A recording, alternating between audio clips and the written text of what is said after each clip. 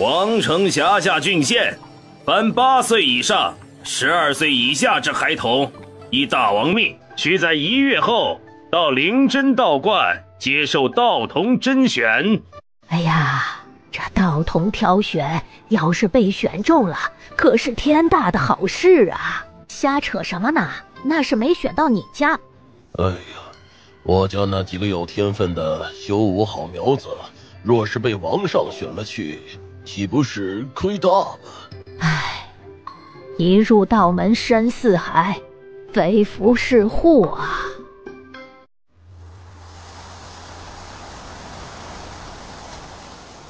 哼，我的儿女里统共就这些练武的好苗子，若是都被灵真道观选走了，我赵家靠什么兴盛啊？岂不是任凭别家欺辱？唉，王命难违啊！哎，我见这些年王城里行走的道士越来越多，想必王上是器重他们的。若真的被选上，倒也不错。什么器重不器重的？王上年纪大了，开始寻求长生了。要真的能长生，那天下人都去修道了。我看呢，这王上是老来昏庸，被道士迷了心智。哎呀，快别说了，被有心之人听进去就不好了。哼！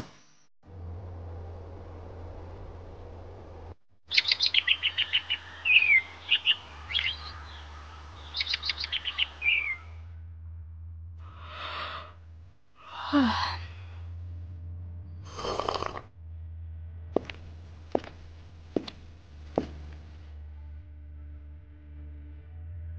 明日启程，东西都收好了吗？全部妥当了。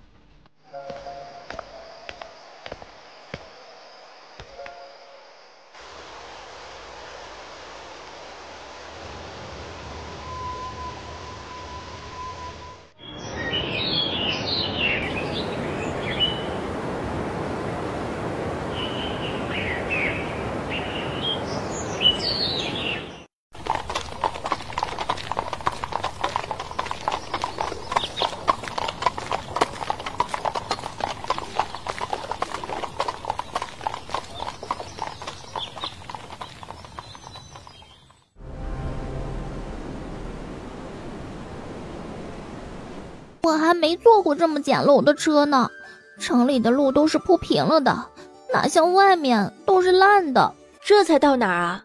听说到王城，两军日夜不停也要跑上3天，按咱们的速度，恐怕得小半个月。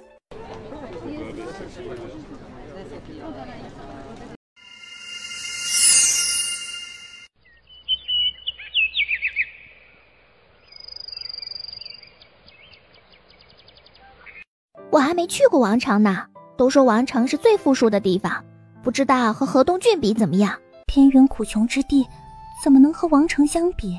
我和萧二外祖家就在王城，过年时常要回去祭祖，年年都去，就不觉得有什么特别了。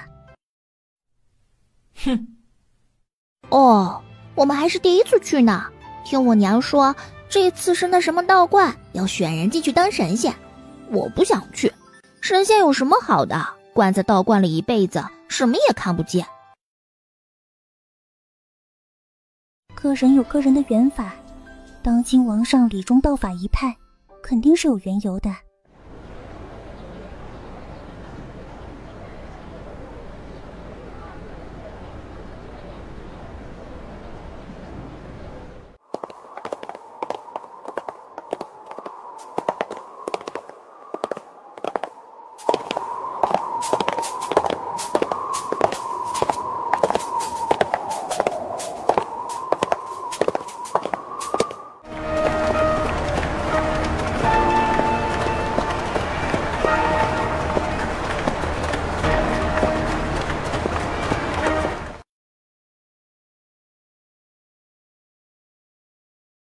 既然人已来齐，我就回去复命了。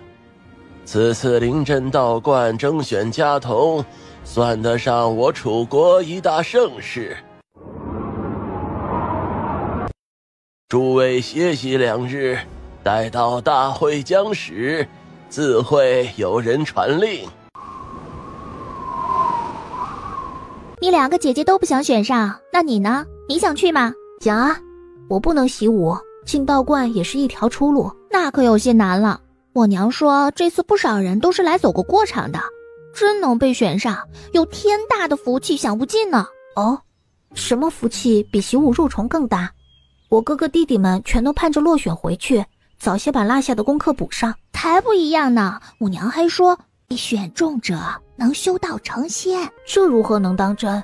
便是武道大宗师也没听过能升仙的。信不信由你。我哥哥去年就被接到王城来了，跟在观主身边，那边还嫌他年纪太大呢。其实他才15岁，走的时候都快武道3重了，以后说不定要超过父亲，可家里还是让他去了。那应该是有更好的出路了。好不好都是他的出路，和我有什么关系呢？他对你不好吗？也不是不好，就是觉得差了些什么。赵传啊，你觉得我和我姐姐关系好吗？比起我家里，你们已经很好了。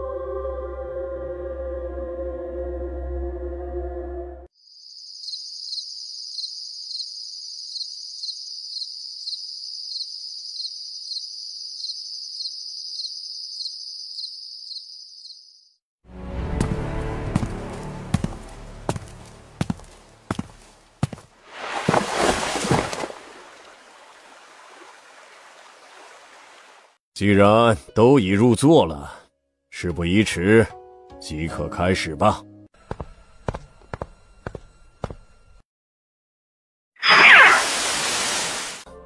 众选者上前来，其余人开宴吧。此乃明星录，有通明神思、稳魂固心之功效。诸位请用吧。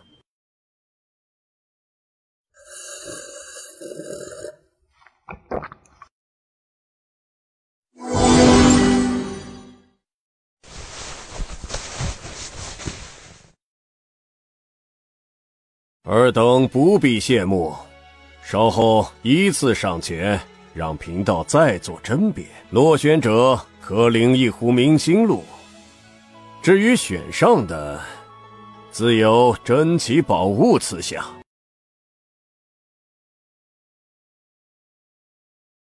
你上前来，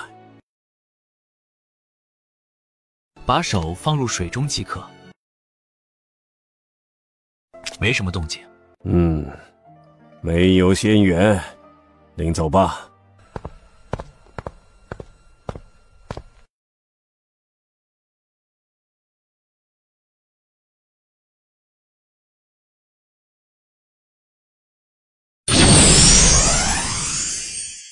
恭喜了。叫什么名字啊？草民刘子毅。仙缘在身，到一旁候着去吧。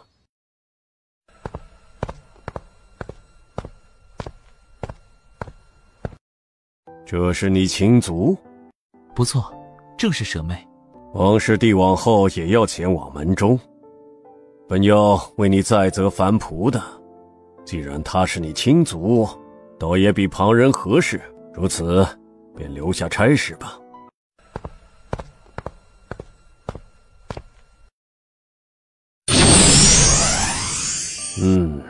也是个有仙缘的，叫什么名字啊？小女赵纯，见过仙师。是个沉稳的，入座去吧。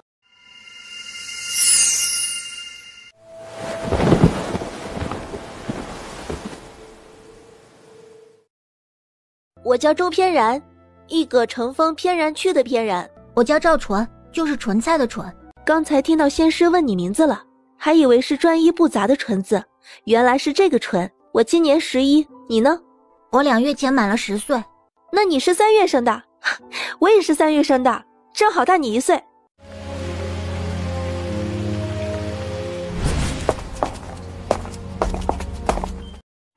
仙缘难得，能入选已然不易，还望仙师宽心呐。皇上为甄选之事多有操劳，贫道自会上报宗门，不日定有厚赏赐下。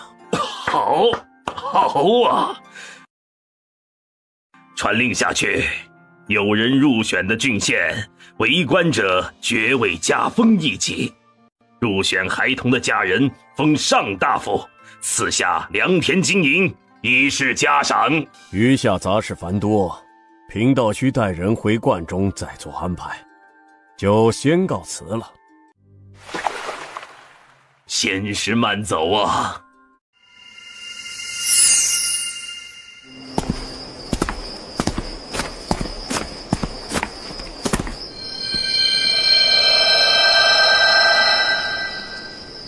碑文有灵，凡人不可久视。等你们几个引气入体，便也算我道中人了。那时，这几个字也不算什么了。我名曹文官，为恒云世界中灵真派外门执事，你们可称我为曹执事。我灵真一系历派已过2000载，得蒙太上至圣祖师伟业道人传教。如今门派中有弟子3万，此方小世界流离在外已久，被我派5长老巡回，有前下执事为宗派征选弟子。你们已过2选，却有灵根在身，可为预备弟子。1月后将会有宗门前辈接引，前往恒云世界中。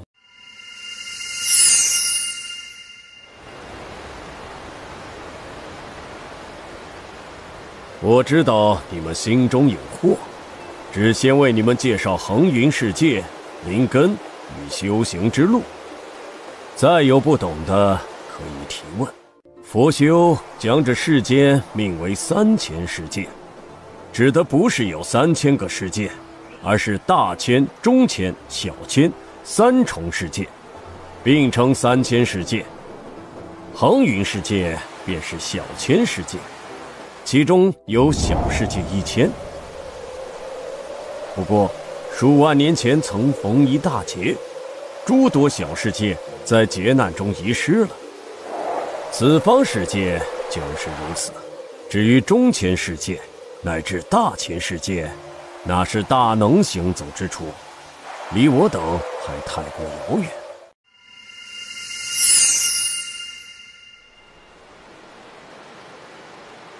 灵根为修士之根本，有5行之分，以少为佳，4、5灵根为伪灵根，单灵根资质最佳，又有天灵根之称。修士入道，要从引天地灵气入体为始，人有经脉穴位，上下丹田。引气入体后，要运气洗净全身经脉，冲明穴窍，才算真正开始修道之路。好了，有什么要问的吗？那我们是什么灵根呢？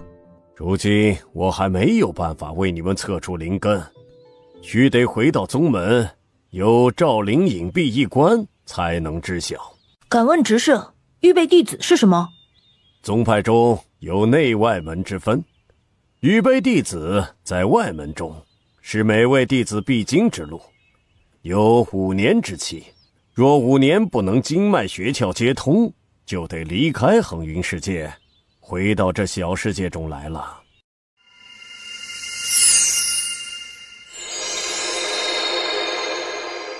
画中6人为历代掌门，众弟子上前拜首。11玉相为开派长老，众弟子再拜。如此，尔等便已入门了，为我灵真派预备弟子。先赐下通感真实法经，望尔等勤加修炼，早日入道。通感真实法经为恒云世界中修饰引气秘法，最为正统不过了。小世界天地灵气稀薄，难以引气，提前赐下秘法，是要你们先熟记经脉走向、穴窍位置，便于日后修炼。这位是王放，携你们1年入宗，在恒云世界中已经完成引气入体，此次是为协助我而来，你们可称其师兄。曹执事，晚辈在刚才复选时听见王师兄称你为师兄，这是为何？王放与我同是外门齐长老之徒，乃是师门中的师兄弟，你们称他师兄，则是同为外门弟子，他修为在你们之上的缘故。曹执事，你是观主吗？我不是，但观主亦是门中弟子，姓梁，你们也要称其师兄。他负责道观中的各项杂物，也管你们这1月的生活起居。所谓修行看个人，这1月内你们的行踪我都不干涉，玩乐也好，苦修也罢，都与我无关。在这里如此，入了宗门更是如此。前路如何，要看你做怎样的选择了。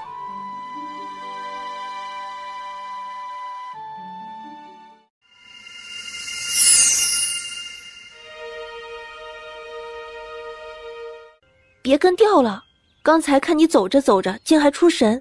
没什么，在想事情。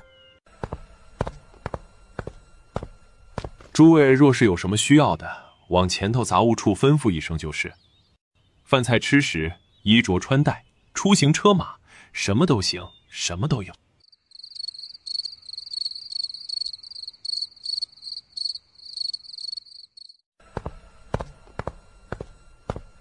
你要打水吗？不过没看见盛水的，正要去拿。不必了，这井里没水。喏，前面小路绕过去有梳洗的地方。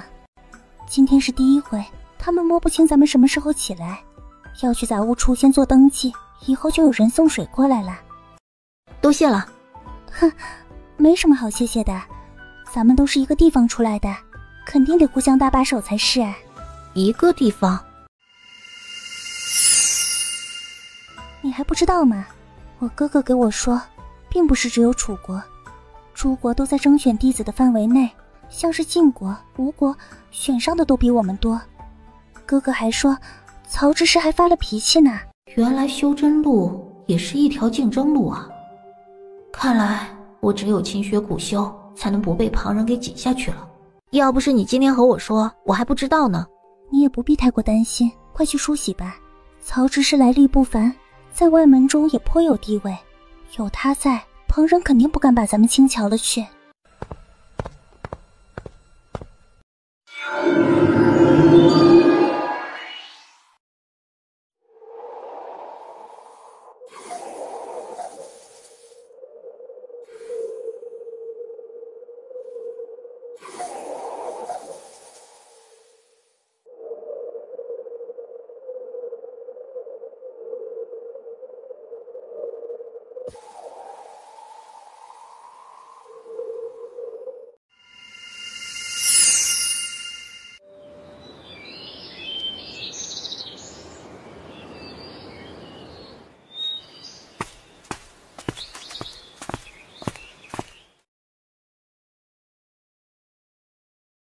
出事了，出事了！啊，怎么了？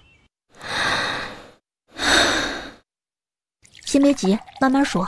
方才我跟阿燕在院中聊天，听到隔壁闹起来，走过去就发现张明展和宝光在打架，宝光不是他的对手，被打得满脸都是血。我们不敢上去拉架，就先来找你了。论年岁，我可比你2人还小些，找我有什么用？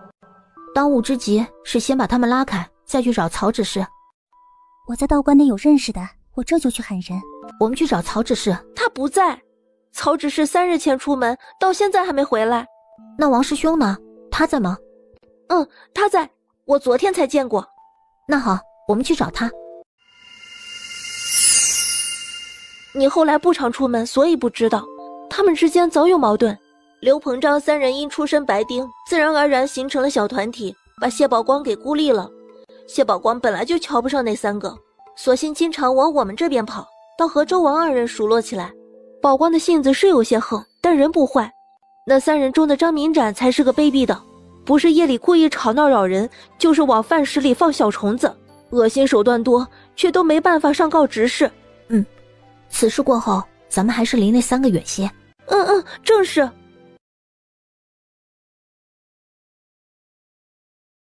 什么时候了，还在惹是生非？还没正式入门，就先把身份抖起来了。秘法提前传下，是要你们勤加修炼的。开始时你们也算勤奋，这才过了几天，就经不住诱惑，又是出席宴会，又是收人送礼的。哼，如今可倒好，竟然打起架来了。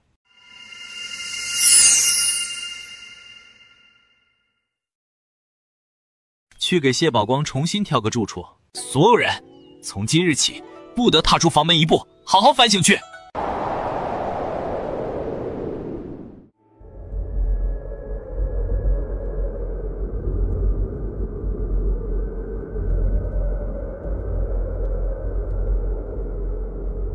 你很不错呀。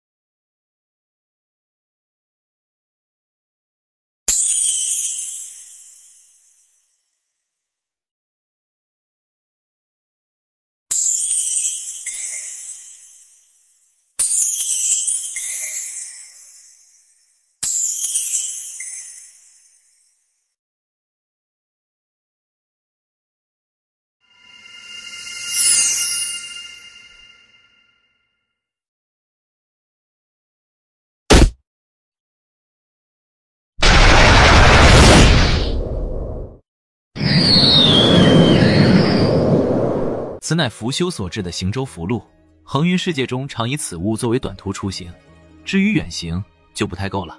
程兄，可到齐了？倒是不曾，愿妹与胞兄还未到呢。至于他们2人了，那我也算是晚了。不算，咱们只嫌你盏茶时间不到。为了争这个头啊，某些人不定多早催人起来行路呢。哼，以为谁都如你，只晓得吃睡。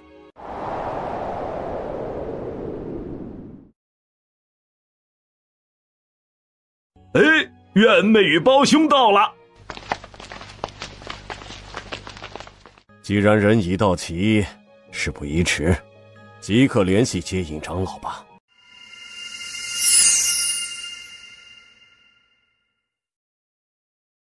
不知是哪位长老前来接引，若是齐长老便好了。我等也想见识下修理乾坤这等法术。家师近年来多操劳于门下弟子修行之事，恐无力分心其他，此次应是林长老前来。林长老也有一手混风之术，小妹亦可瞧瞧。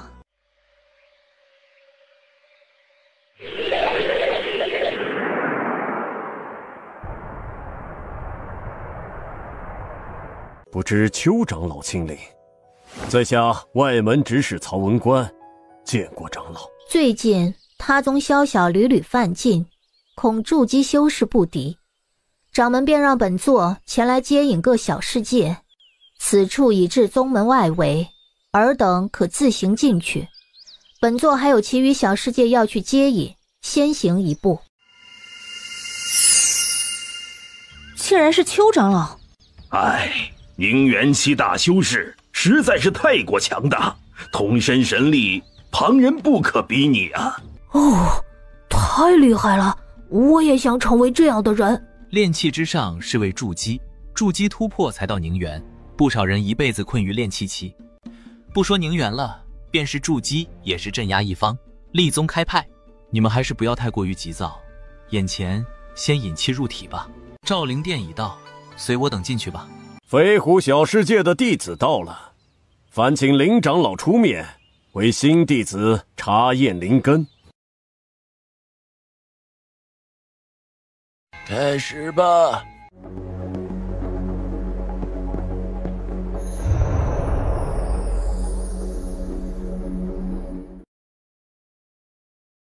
知识城坛征选任务评下等。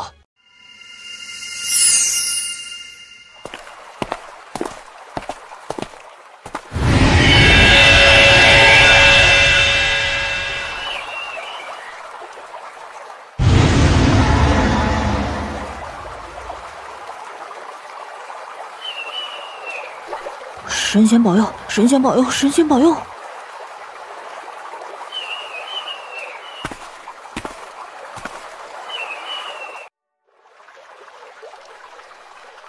！3灵根，3是均等。谢长老，谢执事。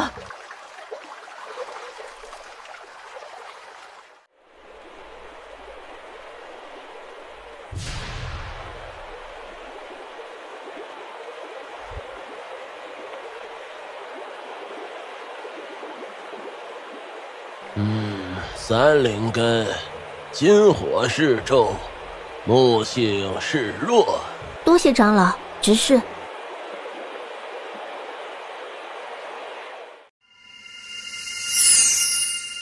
你真厉害，以后肯定修道有成。灵根只对修行上限有影响，不会代替个人修行。光有灵根在身，没有多年苦修也难成功。装模作样。你别听他说，我知道你是真心劝我，只是我实在对这些没兴趣。我想家得很，不想在这当什么弟子。只是说过5年后还能放人回去。我天赋这样差，到时候正好就能回家了。在道观那1月里，我娘来偷偷见过我，她说她经常想我，想得睡不着觉。我从来没有离家这么久过，被选上我真的很高兴。2个哥哥不争气，连同爹娘也被人轻视。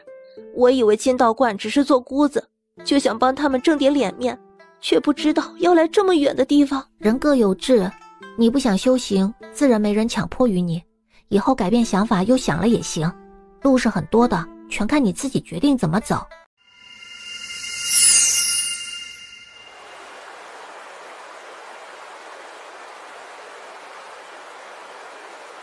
别哭了，你爹娘肯定希望自家女儿在外能开开心心的。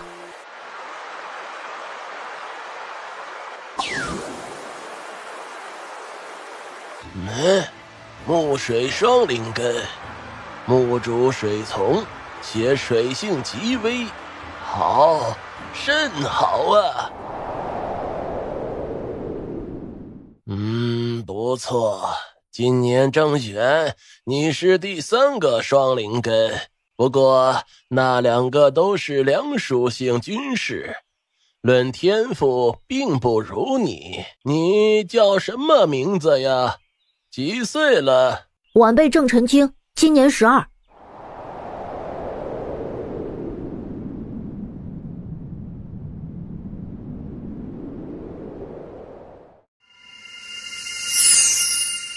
宗门有律，凡天资出众者，直入内门。你不用与旁人一处，跟着老夫先去面见掌门令苑敏如，评上等，其余的即可散去吧。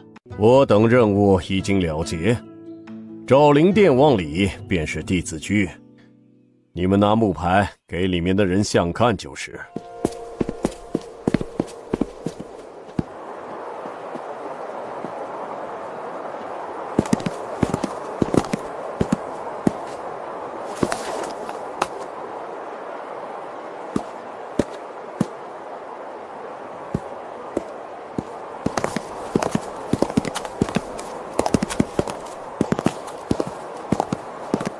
谢谢你了。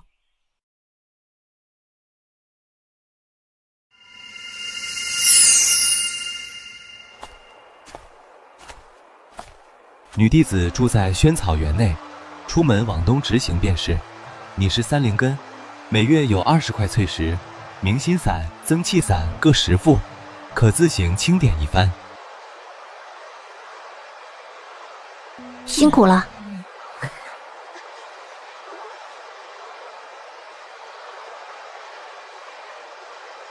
不妨事，分内之责罢了。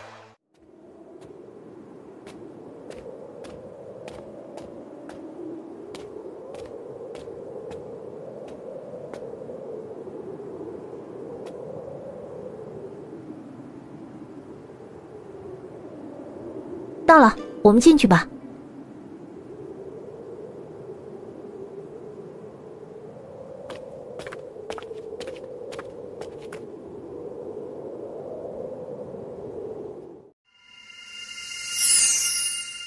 你们2个是新入门的弟子？是，我叫赵纯，他叫周翩然，都是今天才来的。哦，我姓崔，名兰娥，旁边的这个是胡婉之和连静，你们2人叫师姐就可以了。3位师姐好。这院子里8间房，从右边起3间是我们住的，左边起手那间做了库房，不能住人。你们俩年纪这么小，也不住远了，就住我们旁边吧，好照应。好的，谢谢师姐。都累了吧？先坐下休息会儿。婉之啊，你去瞧瞧库房里还有没有预备弟子的衣服，给他们1人拿个4套做换洗。阿静和我去把那2间屋子收拾出来，得有几年没住人了，肯定全是灰。啊，怎么敢劳烦师姐们？你们以为我和你崔师姐是拿着扫帚簸箕干活的吗？一个除神兽的事情用不了多少功夫，你们就安心坐着吧。同住的师姐们真是热情。现在空你们可不觉得，以后住了呀，你们才知道这房间小的呢。怎么我们的和师姐们不一样呢？其实啊，10万预备弟子是有些水分的，这里边啊有1半都是超过5年时间却没有离开宗门的弟子，灵真派也不能白白养着他们，于是便把宗门繁琐的杂物分出来，让这些过气的弟子来做。每月边做工边修炼，就算是侥幸突破炼气后期，也只是变换身份，成为外门执事。只有突破筑基，宗门才会解除对他们的禁锢，可以自行选择成为长老，或者是离开宗门。先前为你们测试灵根的林长老，就是这样一个堪称传奇的人物。他一路从杂役爬上来，成功筑基，位至长老。可几十年来啊，真正能做到的也就这么一个。更多的人在无尽的底层挣扎着，难以窥见天光。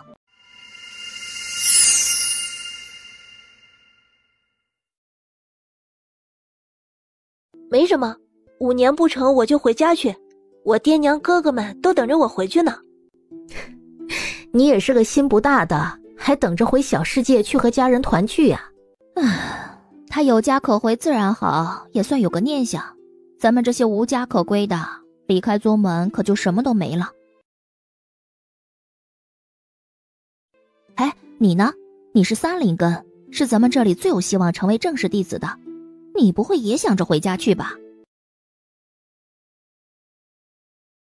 我娘早亡，家里面兄弟姐妹很多，父亲都不一定知道我叫什么。那你和婉之很像了。我娘在生我的时候就走了，家里边人多，父亲也不太在意我。预备弟子和杂役弟子都是混住在一起的，每个善堂管100个院子吃饭，虽然不一定都住满了人，但不算上你们今年新来的，也有400-500。待会儿我们早些去，免得吃不上热的。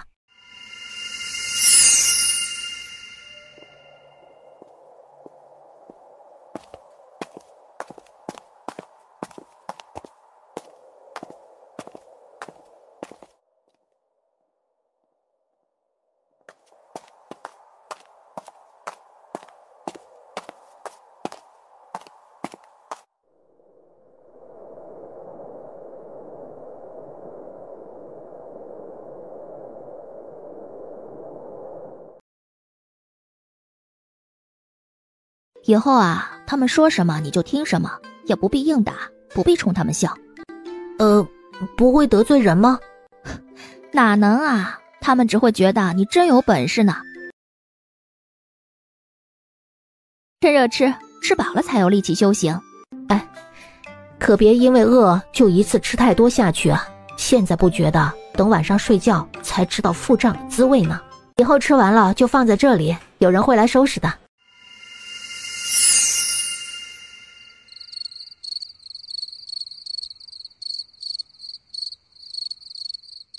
那些屋子不住人吗？哪能不住人啊？只是人都跑了。阿静，也不止萱草园内会如此，宗门内杂役弟子自忖前路无望，大多都会选择投靠正式的弟子，甘心为仆，任其驱驰。待攀上高之后，自然就不会再居住在萱草园这般鄙陋的地方了。这已是灵真派外门不成文的规矩，执事们全都是睁一只眼闭一只眼的。毕竟是你情我愿的事情，旁人也难说什么。其实啊，这并不是阿静的错，不知者不罪嘛。你和我们是不一样的，赵传，终有一天你会走出萱草园，甚至到灌天江的另一边去。你也许会像邱长老那样强大，但即便是那般移山填海的人物，也从不曾真正自在过。我们之所以活着，是因为强者怀有忌惮与悲悯之心。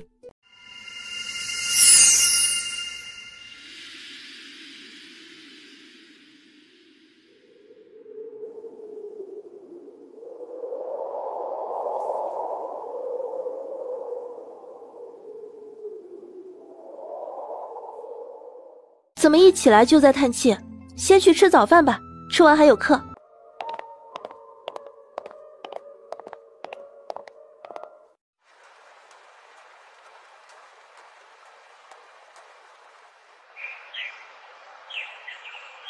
敢问师兄，这课大约是怎么个上法？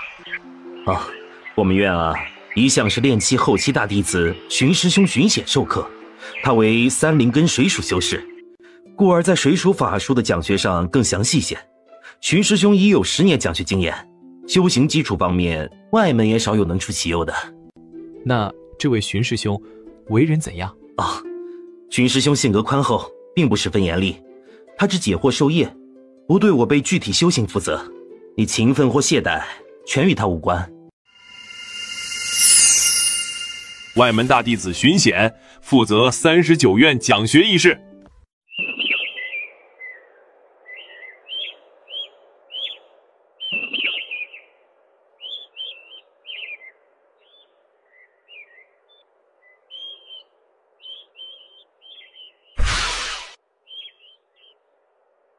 今日便上到这里，还有疑问的，待到下堂课我再做解答。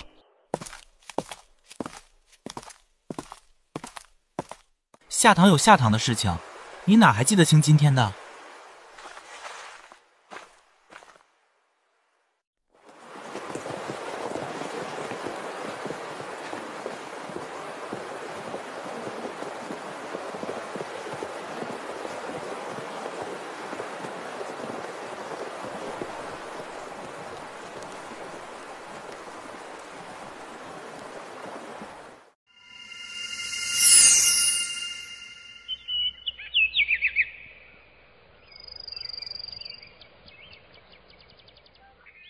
我明白的，只偶尔打听这些，不敢引起别人注意。你那边怎么样了？最近见你越发孤僻了，老是待在屋中不出来。成败就在今晚，我有十足的把握。那我就等你的好消息了。莲师姐还说，让你成了正室子弟后，给他们分些更轻松的事情做。师姐们真心待我，我自不会辜负他们。我前日听说外门有个叫百宝室的地方，卖些修士用的器物，你可有兴趣？你若想去，不如等师姐们休沐，也有人领你去。那些地方人多，独自一人总归不安全。那行。哎，我这几日修行没有一点进展，书也看不懂，你同我说的口诀我也记不下来，我算真明白了，自己根本就不是这块料。我想着，与其天天浪费日子，不如给自己找些事情做，就去问了莲师姐，以后和她一起到卢河看园子去，好歹攒些东西下来，日后回家给爹娘用。只是那边说我年纪小，只肯付1半的薪酬呢。你才多大就去做工了？那边也敢收你？估计这一半也还是看在师姐的面子上给的。有师姐看顾，我不会有事的，你放心吧。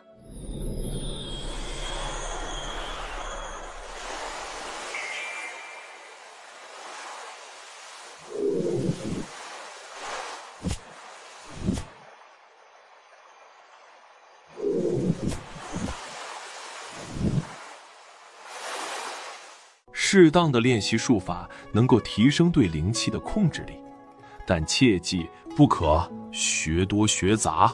你们能接触到的术法中，大多只在练气初期有较大用处。如若沉迷于此类外物中，忽略自身修行，便是得不偿失了。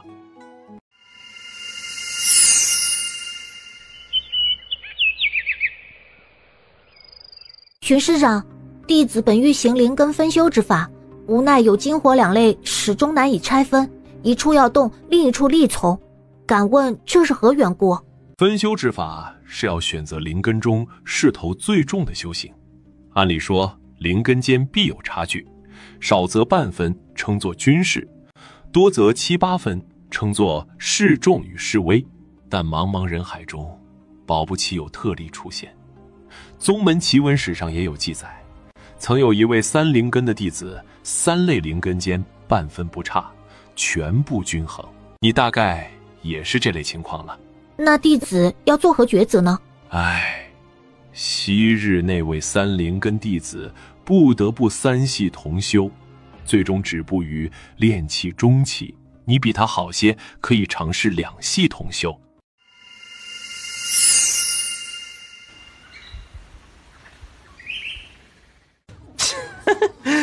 还以为真是天才呢啊！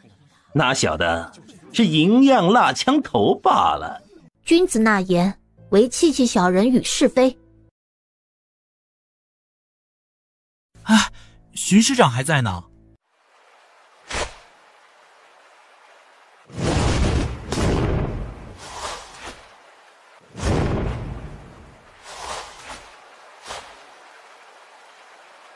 本打算给个教训，让你吃些皮肉上的苦头，哪知你连稚龄孩童都狠得下心来。门中虽规定弟子不得随意争斗，但我今日断你肋骨，全因你先动手，便有执法弟子找上门来，也有旁人见证。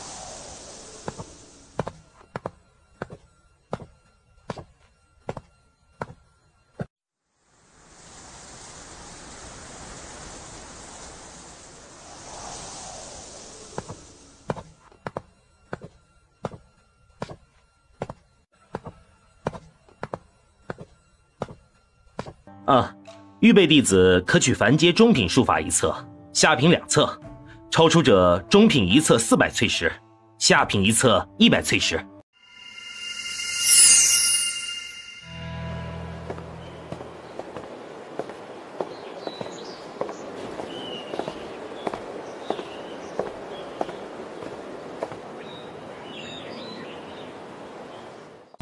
可有什么看上的？我人小，这些都不合适。也是啊，你还是个小孩呢。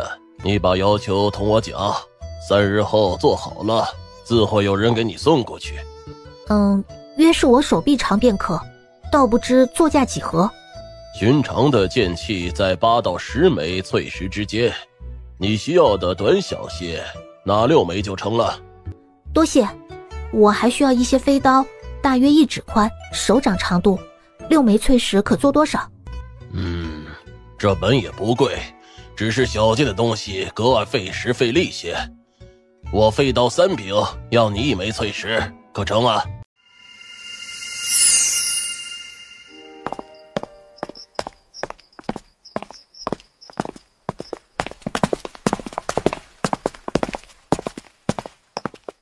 39院预备弟子赵纯何在？是我。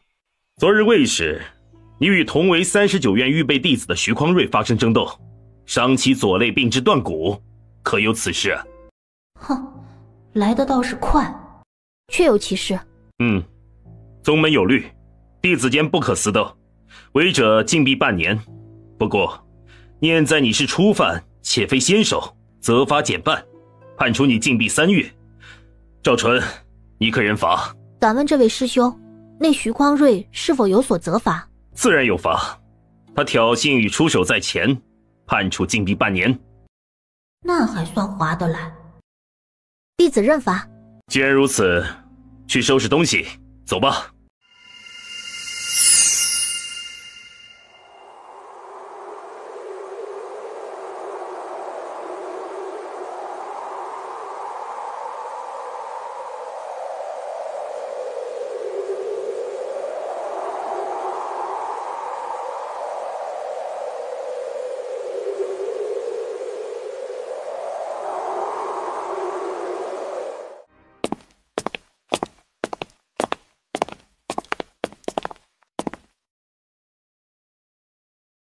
估计等不了多久就能看见你成为正式弟子了，到时候再办个酒，把你和同乡的朋友都请过来。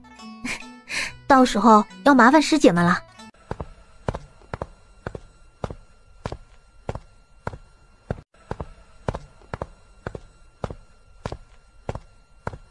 哈，最近听闻赵师妹在打听生财的办法，我先与你数年入门，最初也拮据过一段时日。如今倒是好些了，还请师兄指点迷津。哼，指点倒是谈不上，只是希望对师妹略有注意罢了。事情是这样的，灵真派有一位双灵根弟子，他33岁被在外游历的长老领入门，年轻时曾以跑商为业，挣得家财万贯，后来凭借其人脉置办了木榜，门外修士亦或是凡人都可在榜上张贴悬赏，众弟子便从中选取适宜自己的，双方各取所需，也是一桩美事。正巧我这里有个合适的，想邀请师妹同往，添一份助力，不知师妹意下如何？无事献殷勤啊，师兄高看了，我不过炼气2层，哪有实力相助？师妹少年英才，假以时日必然有所成就，所以我今日才贸然上门。这次悬赏有外门正式弟子蒙罕蒙师兄在队中，他修为已至炼气后期，筑基之下难有敌手，我等只需作陪，等着拿报酬就是。这位蒙师兄修为高深，悬赏想必对他不是难事，为何还要喊上旁人呢？呵，师妹有所不知，蒙师兄早年曾受我父母恩惠，因此在门中对我多有照拂。这悬赏本是我接下的，发布的人要5名炼气3层弟子前去，我已找到了2人，正巧蒙师兄出宗办事，与我等同路，就顺势入队了。有了蒙师兄相助，剩下的名额便不大看重修为。我们4人商量后，决定将他交予门中天资出众的新进弟子，算作顺水人情。那时我便想到赵师妹你了。啊，那就多谢师兄了。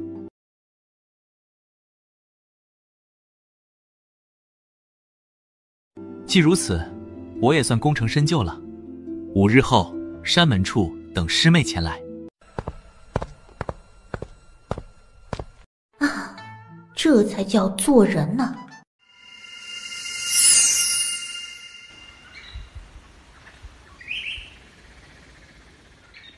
来了这么久都没出去过呢，不知道这里和楚国有什么不同。阿纯，你可得好好看看，最好回来讲上2句。可以的话，我给你捎些特别的玩意儿回来吧。我1个月后就回来了，你们不必担心，也要保重身体才是。事情结束，别多逗留，早些回来，也别被外面的东西迷花了眼。那些心眼坏的，专挑你们这些小土包子骗。知道了，我一定回。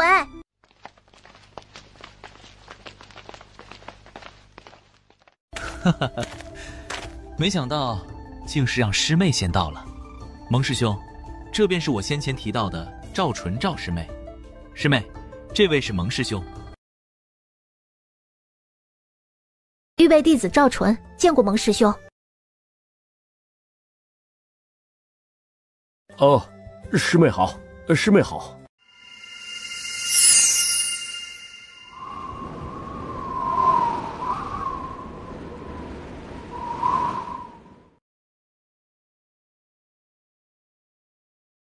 哎，你几个听说了吗？哎呀，什么东西啊？有屁快放啊！东边300里那个纸风林，晓得吧？那边来了个仙人，不吃东西都能活。此话当真？莫不是你睡魔怔了吧？哎呀，哪能骗你啊！仙人在林深处开了宗门，还收了几个徒弟呢。那这么大的白玉盘，往人脸上一照啊，就能知道有没有仙缘了。你们说神奇不神奇啊？哎，这仙人人善的很呐，35岁以下的，只要有仙缘都能进去。哎呀，可惜呀，哥几个年纪早过了，不然呢也要去试试。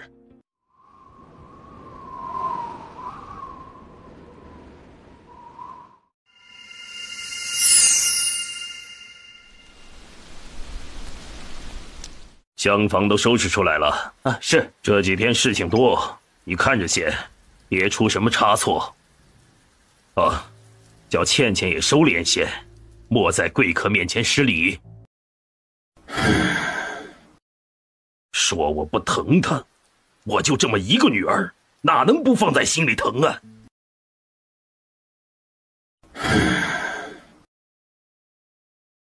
老爷，客人到了。走走走，快随我出门迎接。啊，灵真派贵客上门，洪某有失远迎，还望客人们莫要怪罪啊。洪道友哪里的话，是我等叨扰了。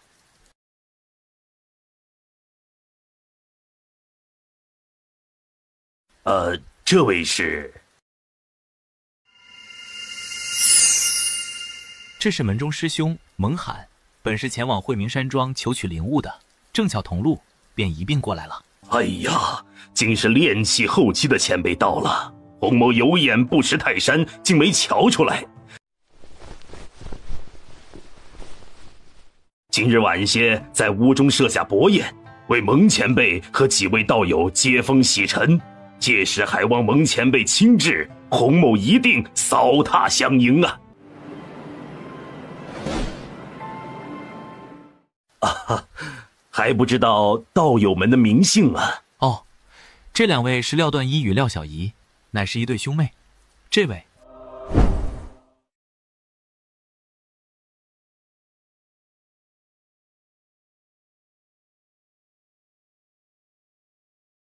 赵纯师妹虽还未突破炼气3层，不过她天资卓绝，入道不足1年就已经进入2层了。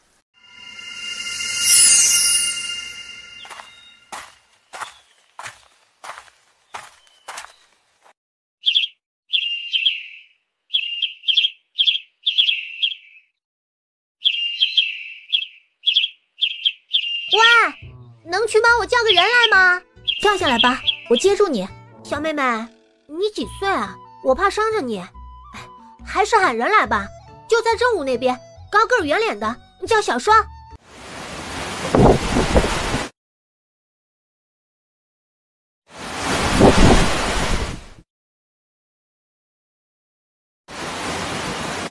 可太吓人了，吓死我了！哎，你是怎么做到的？你这么小哦，你像我爹一样，是他口中要来的客人吧？我叫红倩，欢迎你们来集城。赵纯，这是廖小怡师姐。呀，没想到你们这样年轻呢，不像城里的仙人们都快老掉牙了。哎呀，你瞧瞧你，像个什么样子？还不快回屋梳洗打扮好，莫叫仙师看了笑话。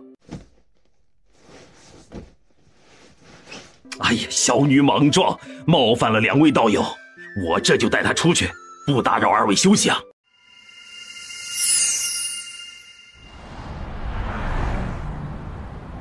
哈，饭菜鲜甜可口，可见洪道友是悉心准备了的。师兄觉得呢？哦，是个有心的。啊，令客人们舒心，正是主人家的职责。洪某敬各位，感谢前来相助小女选婿一事，感激不尽呐。哎呀，早闻灵真派威名，只洪某身份低微，不曾入得幽谷一关，实在遗憾呐。哎呀，这一晃入道20年，女儿也到了婚嫁的年纪，得逢仙人赠丹，却恍若昨日啊。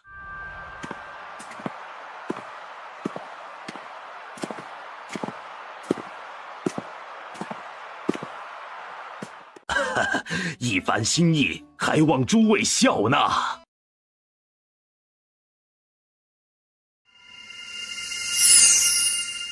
今日为迎接诸位，去！哎呀，闹什么？还不都滚下去！啊，今日之事，洪某定给诸位一个交代。洪道友，你看，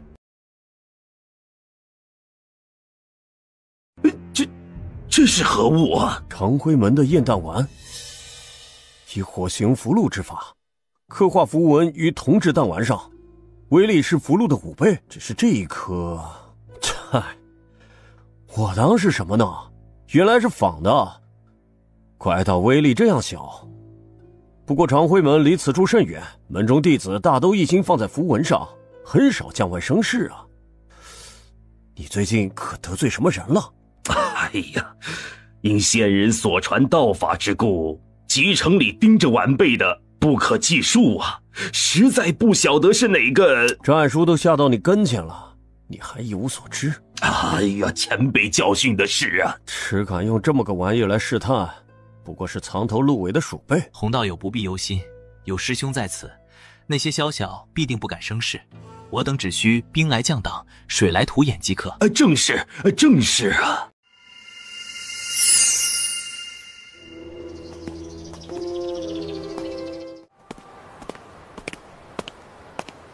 老爷，外边来了个自称仙师的人，要见您。仙师？请他进来。洪道友，听闻道友意欲招婿，刘某特自荐上门，不知道友觉得如何呀？这位前辈还不知姓甚名谁，什么身份呢？刘凤言，散修罢了。前辈已至炼气后期，小女不过一介凡胎，实在不能相配，还请回吧。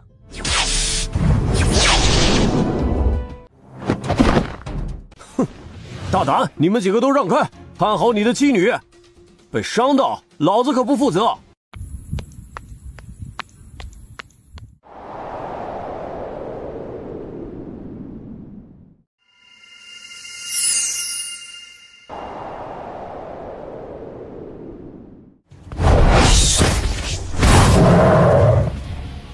雕虫小技，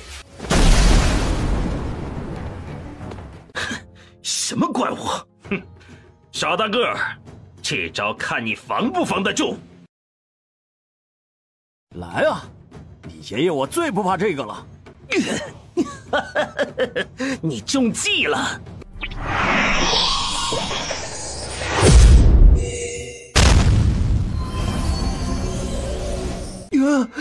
怎么会？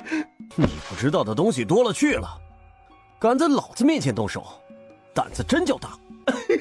饶了我，饶了我！我给你淬石，我给你我的术法，我都给你，留我一命吧！我再也不敢了，我。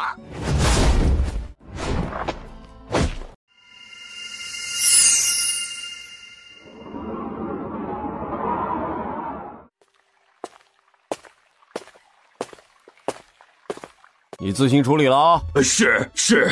哎呀，还是多谢蒙前辈出手，叫洪某一家得以保全。洪某定要重重答谢一番。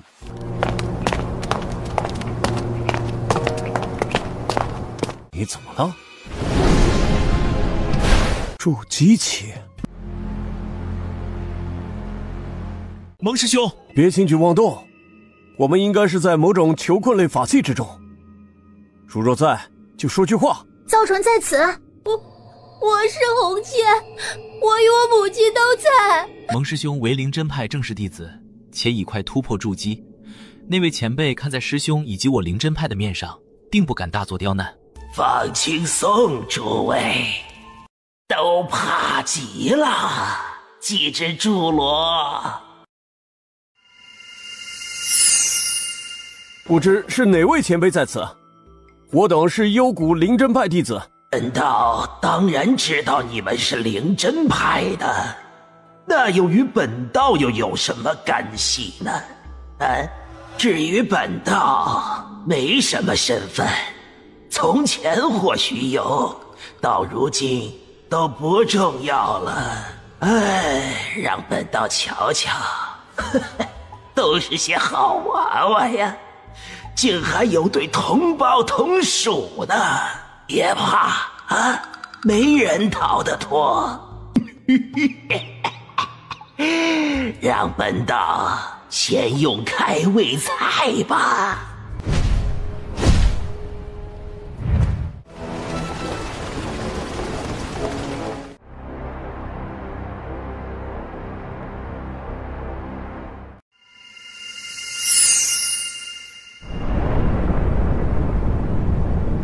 你可再闭一会眼睛，养足精力。师兄休息吧，我睡过一道了。你个小女娃，倒是比其他人胆大些啊。怕是没有用的，我不想死，所以我也不想怕。怪不得师弟看中你啊！哼，前途无量，前提是能活下去啊。2个3灵根的倒是种菜，看来上天都偏爱本道。要本道受着鸿福呢。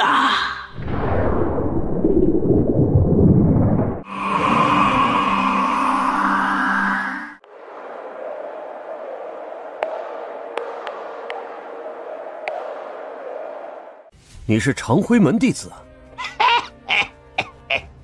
倒是个见多识广的，只不过本道早已离宗多年，算不得长辉门的人了。你是月纂，长辉门弃徒？是我弃了长辉门，而不是他们弃了我。反正都是要死的，与你2人多说无益。先前被你抓来的兄妹呢？小女娃，你管这么多做什么？走，本道带你去见他们，与你的师兄师姐做个伴儿。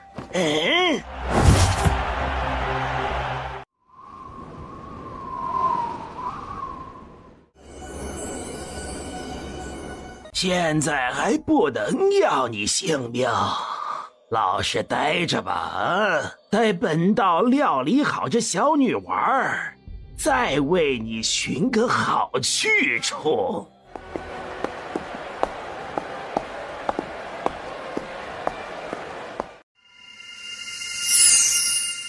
就算是死，也让我做个明白鬼。什么都问，可不是个好习惯呢。你也不必痴心妄想，这纸风铃全在本道掌控之中，半只鸟儿也飞不进来。至于你那师兄，一身灵力被锁，解不开本道的缚灵绳的。先前被你抓来的兄妹呢？都死了。不过放心，你也快了。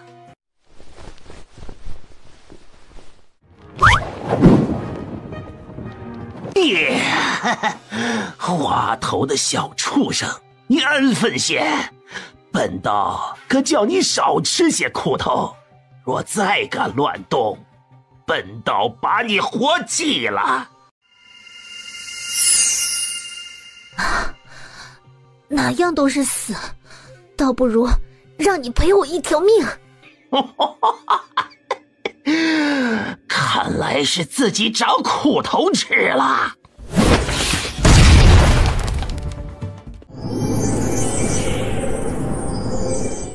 哎呀，什么东西，好生烫手啊！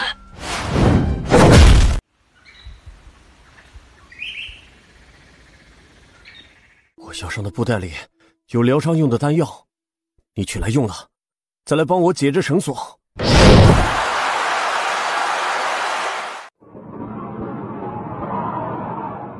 师妹，你我分头行动，细细的把此处搜了。这老东西啊，被贬入小世界前，可是实打实的宁远大修士呢。虽然不知道修为散尽后又怎么恢复的诸境，但好东西啊，肯定少不了。今日便便宜了你我。不应该啊！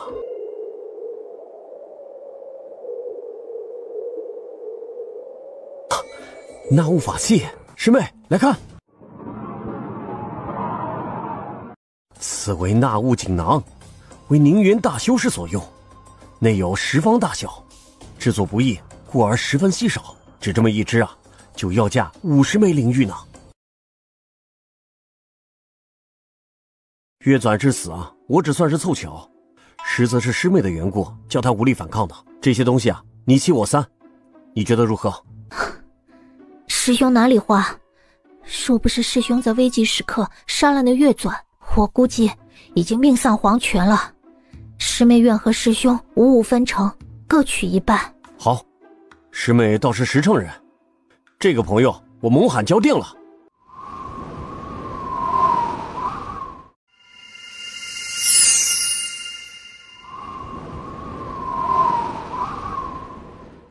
蒙师兄，你瞧，偷天换日之邪术，实在阴毒至极啊！还好今日将它除去了，要是这邪术传出啊，不晓得要生出多大的风波呢。你可有出事啊？他抽了木灵根去，不知会不会对修行有益。回宗门后，我领你去给长老们瞧瞧，看他们给个什么说法。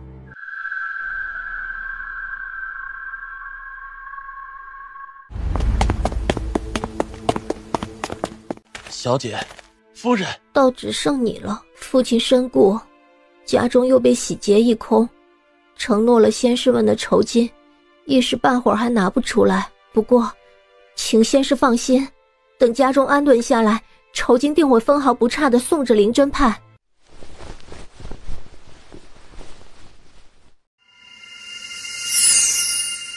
父亲在极城树敌众多，我准备卖掉家宅，投奔他曾经的樊氏家族，也好照料母亲。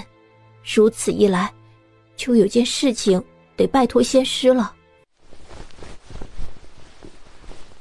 这上边嵌的宝石，经过月光下的映照，可以透射出文字，这便是那仙人道法，我洪家劫难的根源。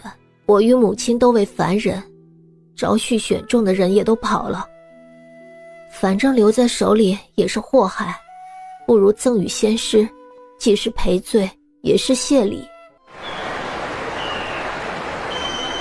不是去惠明山中取灵果了吗？回来的这样快呀！出了些事情，差点把命丢了。灵果的事往后再说吧。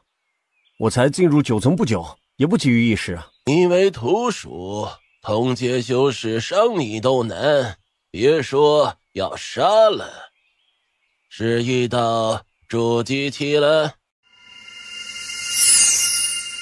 遇到个疯子。天佑你2人，让那邪魔丧了命了。这事还等上报宗门，让掌门与内门长老知晓。寻常人丹田被破，早已修为尽失，你倒是活下来了。这般情况，老夫也未曾见过呀。他只取走木灵根，可还有其他益处？月转欲再取灵根之时，便受了金火灵根反噬，后被蒙师兄杀了。反噬？你平时修行可有什么不同吗？弟子金火灵根之间分毫不差，且有相容之势。这2类灵根都是攻势凶猛的。许是失去了木属中和后，互相助长了爆裂之势，才让邪魔引火自焚了。虽不知道对你有何影响，但若因此让你变为金火双灵根，也算是因祸得福了。来，老夫为你重测一次，看是个什么结果。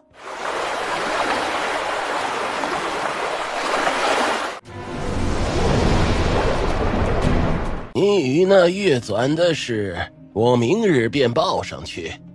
按理说，双灵根是要入内门的，可具体如何，还得看掌门如何说。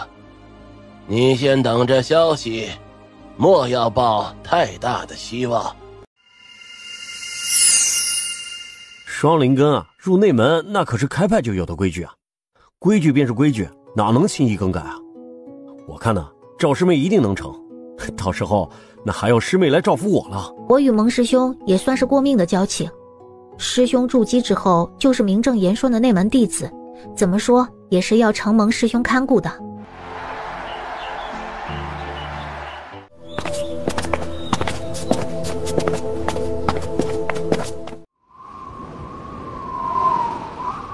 入不入内门，能不能筑基都是后话，万不可再拿身家性命去搏。好，我知道了。修行之路便是与天争与人争，不搏又如何有后路？另有外门弟子赵纯，被月纂抽取木灵根后，竟变为金火双灵根。我欲引其为内门弟子，众长老以为如何呀？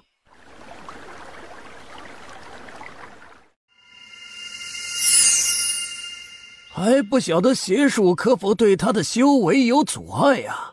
贸然进入内门，这万一日后连筑基都不成，岂不是笑话？灵根先天而来，只看弟子如何借用罢了。我听闻他心性坚韧，便是在邪修月传面前也不曾露怯，可见是个好苗子。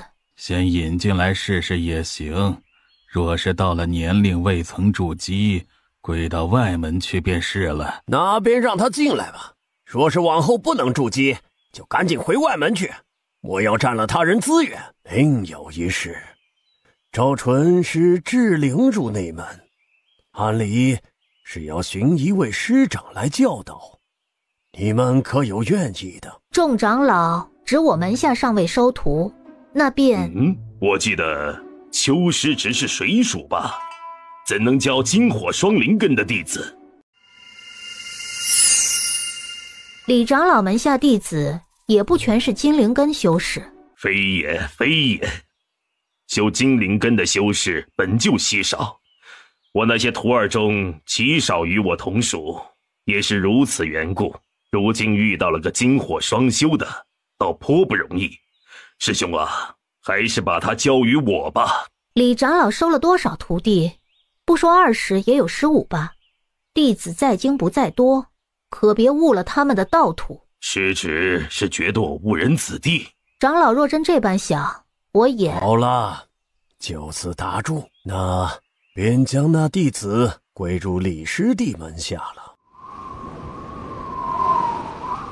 师兄为何收下那弟子啊？他金火灵根与师兄只是略有相通之处啊。收不收他对我意义都不大，只是不想让邱剪影再添助力而已。这几年吴运章也靠过去了，待他破入宁园后期，哪还有旁人说话的份？那为何还要放那弟子进内门呢？放在外门不就成了？糊涂脑袋！掌门今日提了此事，便是存了要让那弟子入内门的心的。违逆他的意思，终究不妥。收入我门下后，是个好的，便养起来做个样子；若真是扶不起的，索性不去管就是了。如今我听外人说，你得了宝物才有的双灵根，不管这是真是假，始终是有人盯上你了。你在内门千万小心，能忍便忍，待有了实力，别人才不敢小觑。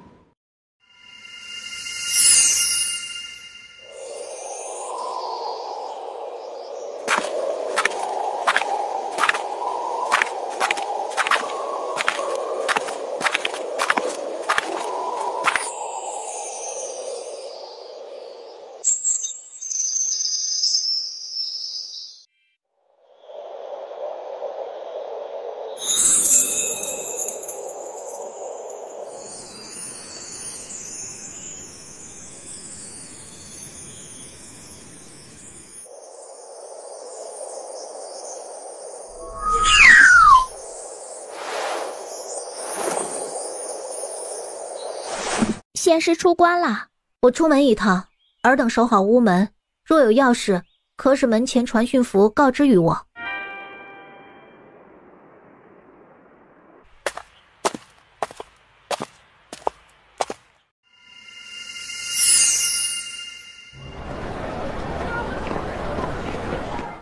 小的平生自小就在这百宝坊中做事，各种事情最是清楚不过了。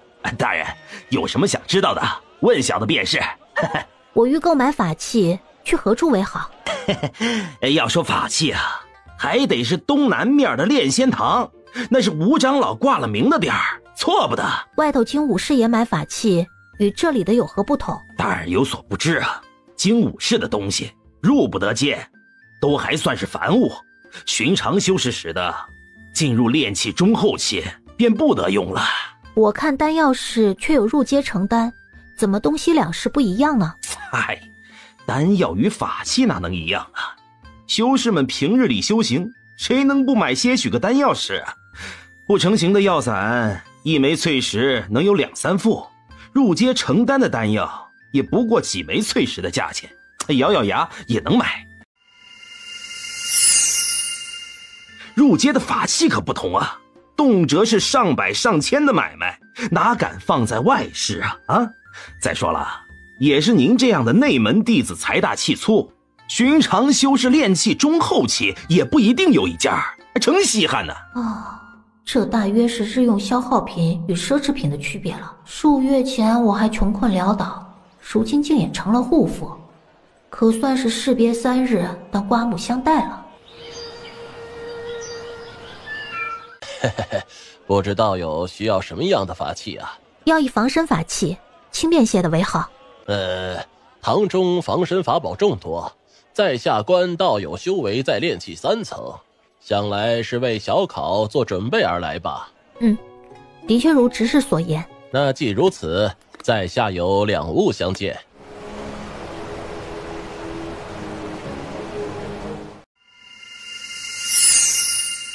此为八宝镜，乃是黄阶上品法器，八宝如意镜的仿品。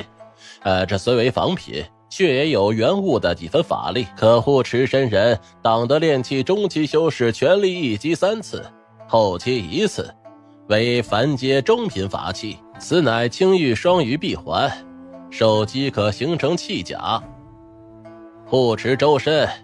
气甲是修士本身而定，修为越高深便越得用，为凡阶上品法器。这2物分别作价几何？八宝镜600淬石，青玉臂环便贵重了，得2000才可。此2物我也难做抉择，只是为我都包起来吧，那臂环以后也应会得用的。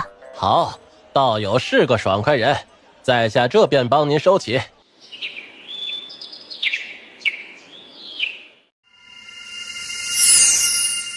不知道友可有攻击类的法器这若是没有呢，仙炼堂内有一妙物，道友可愿一观呢？还请执事明言。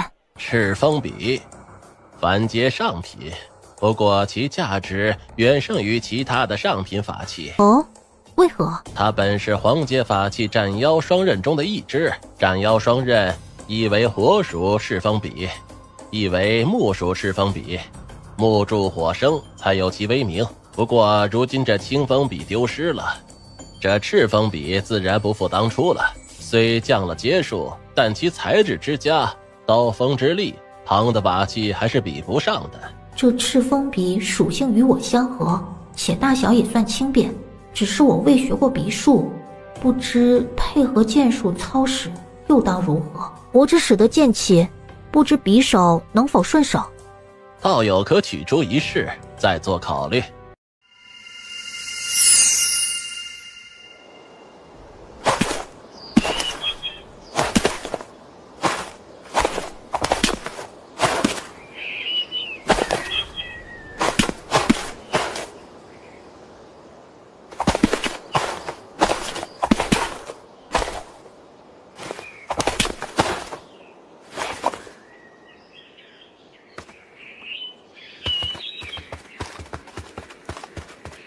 此物甚佳，可为小剑使用，不知如何定价？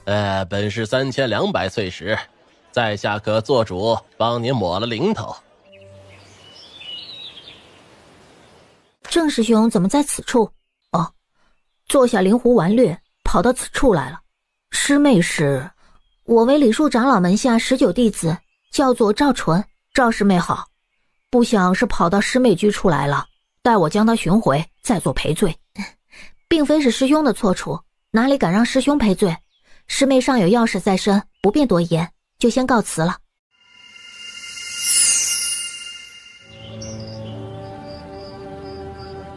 师弟，这畜生我已帮你寻回，以后好生看顾，可莫再放跑了。见过邱长老。哦，他是李长老门下新进的弟子赵纯，赵师妹。原来你便是赵纯。长老认得我？不算认得，只是听过你的名姓。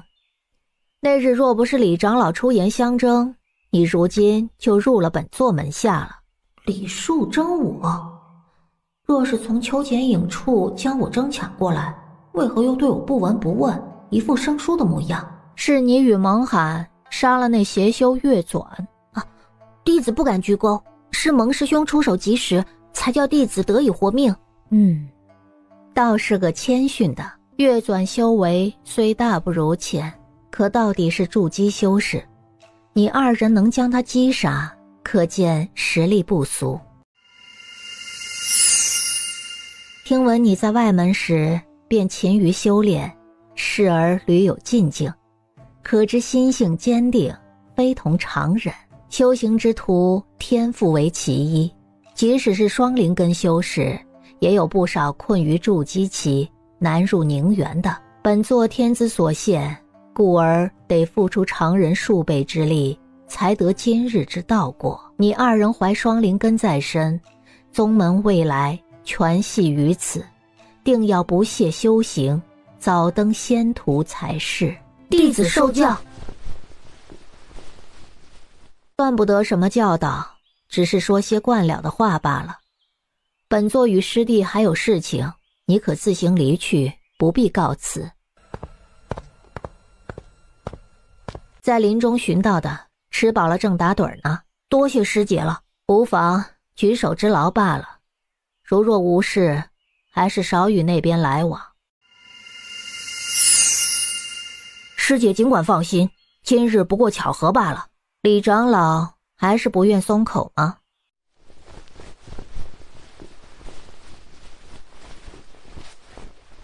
他自视为掌门同门师弟，惯会拿辈分压人。只是百宗朝会一事牵扯甚多，万不能落入他手中。10年前，掌门强行突破，寿阳大减，苦撑到今日。他若出事，灵真派便如襁褓孩儿般，手无寸铁，任人鱼肉。外有人羊教虎视眈眈，内里却不能上下一心。这些个绿意熏心的鼠辈，真要旁人杀进骨来，才晓得轻重。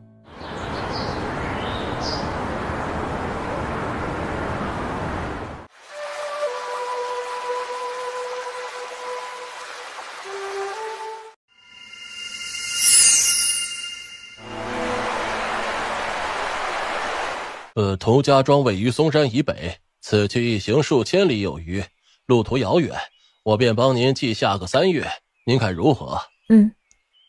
小考任务都是这么远的吗？倒也不是，宗门里每2个月下达些任务，供徒弟们择选。这回是您来的晚，近些的任务已经被选走了，若是不满意，下月便可有新的。啊，那倒不必。看来离开了灵真派的护持，这些修真家族也多呈现出了凋败之象。这位是涂某的重孙涂从文，见过前辈。这位是涂某的侄孙涂勉，见过前辈。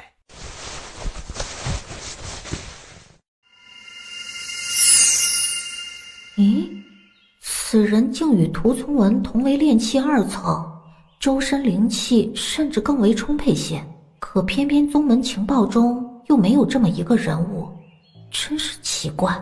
那幺蛾昼伏夜出，涂某先行把他击伤后，已有数日不曾再现。不过后日正逢月圆，幺蛾喜光定会出现，道友可先安置，后日再一同前去。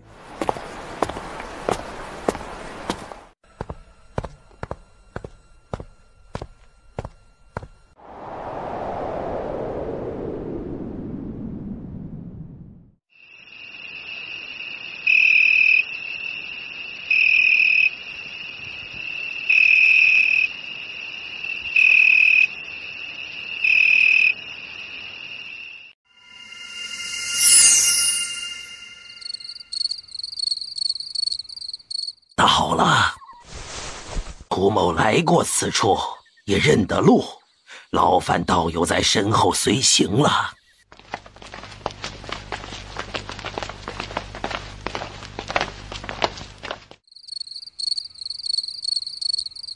涂某将对幺蛾施迟滞之处，道友抓住机会，争取先将右肢砍下。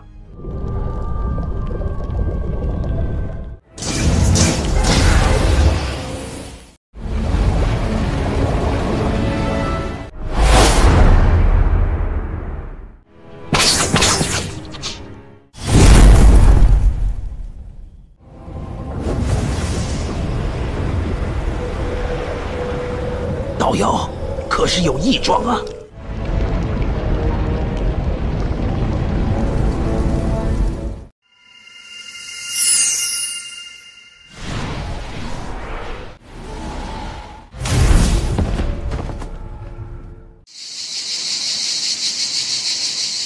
道友小心，这妖物速度极快，且有剧毒，不可被其近身呐！涂家主，迟滞之术可对他有用。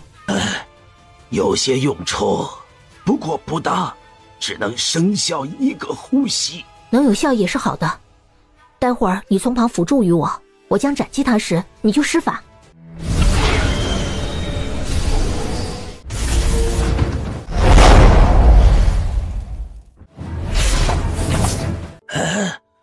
赵道友，涂某有个不情之请。涂家主请讲。虽说家丑不可外扬，如今我也没什么好顾忌的了。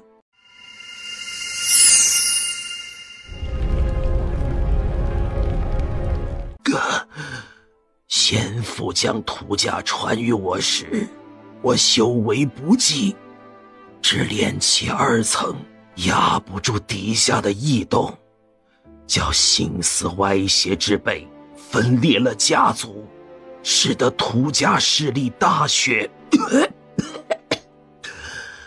不知道友还记得否？那日你来之时，从文身旁的少年，是叫涂勉的。正是他。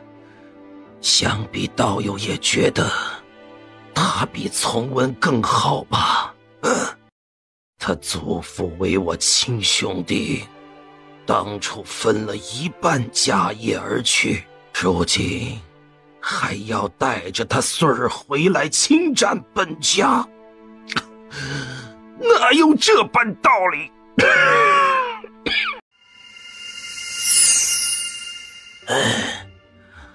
若他真有振兴家族之心，我也不是不可让出家主的位置，怎奈他是心向外敌，把心思打到了主宗身上。他要被主？我本也只是怀疑，还未曾相信，只是今日这黑蝉让我想起一桩事来。那妖物来历不明，涂家主曾听闻过？据我所知，有一物与他相似，乃是人阳教虫谷秘术中的金蝉脱壳骨。金蝉脱壳骨？据说此骨是以黑蝉种入母体中，使母体实力大增，若母体死亡，则吸干其血肉，化为金蝉，为母体复仇。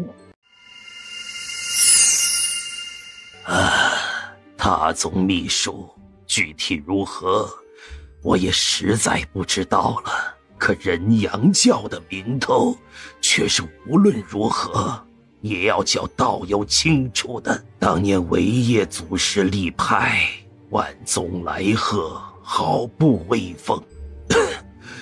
分玄道人们并列而坐，迎元大修士已穿行宴中。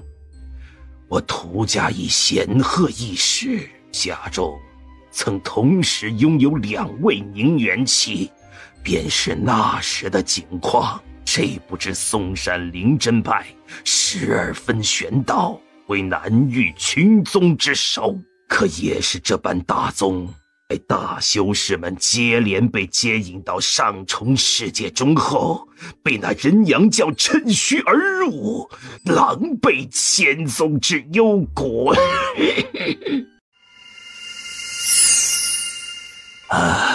细想想，他们于族会上撺掇族人前往幽谷，亦是存有探听主宗消息的想法罢了。待我回宗，定会告知掌门与长老们。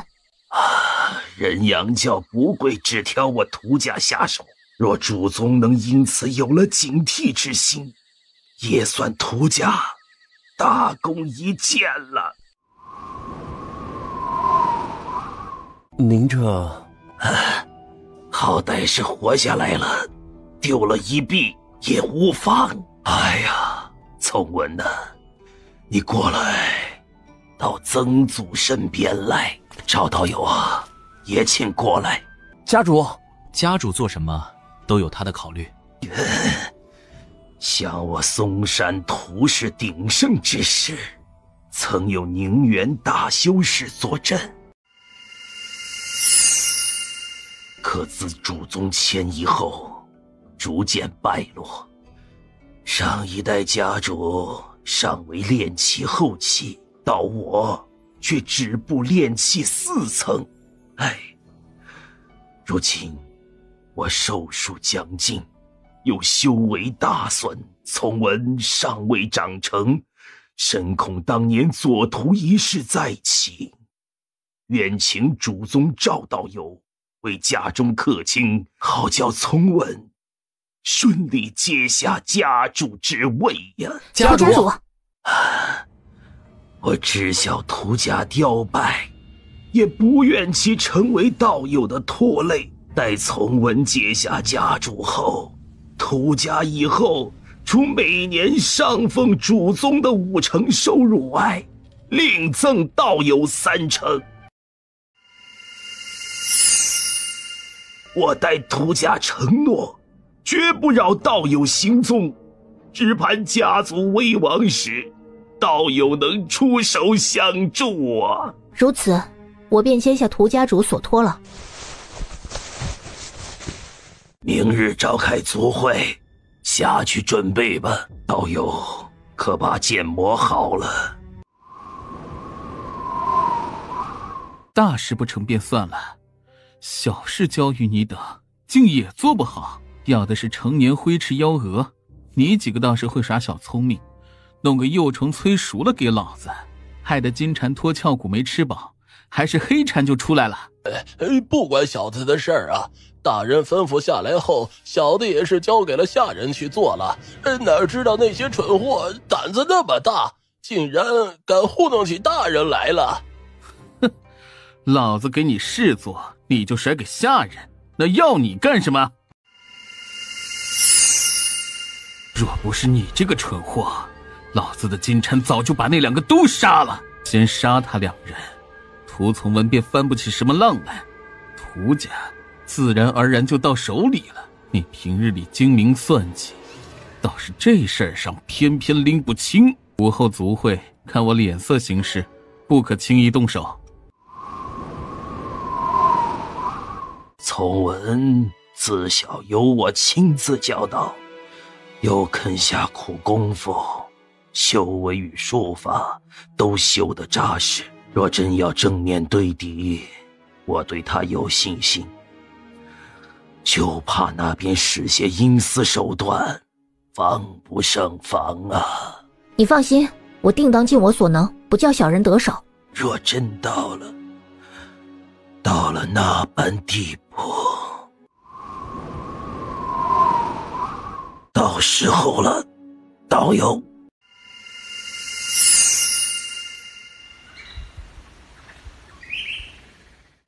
宗族大事，宗主还得禀退外人才是啊。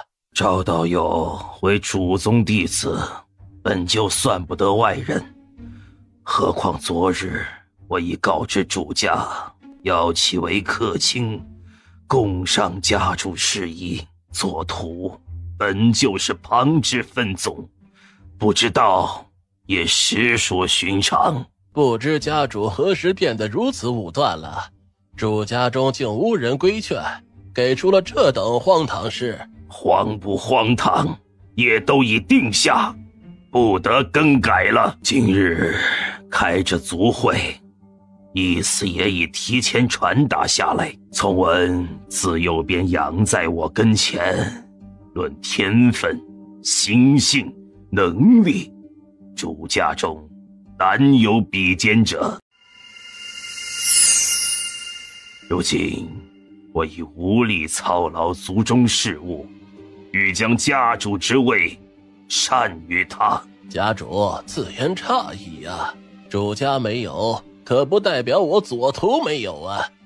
论亲疏，涂冕虽只是个侄孙，不如涂从文这直系重孙，可论能力，涂冕与涂从文孰强孰弱，在座的各位可都是有眼睛来瞧的。你也知道亲疏有别啊。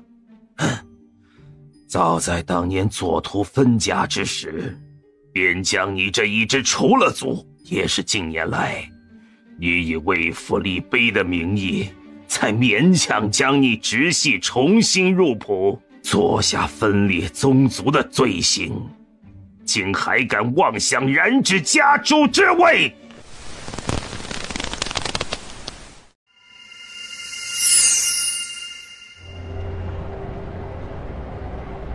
家主，请听涂冕一言。当年左徒迁出一事，的确与涂家有损，正是因为如此，令我左徒才修立族碑，添益族产，以此微末之行弥补曾经大错。如今涂家外有敌，内不定，正需未能攘外安内的家主，方能重振涂氏之风。免不才，亦不敢担保能除尽外敌，可对内一事，免可承诺。若得继家主，左徒即日并入主家，昔日所夺与这近100年的收益，全数交于族中。从此再无左徒，只于涂氏主家一支，免与文堂侄同岁。昨日已破入炼气3层。敢问家主，这下任家主之位，是以您个人亲疏论定，还是以后辈能力而论？家主，从文愿意与涂冕武斗，胜者继任，绝无二话。愿意一战。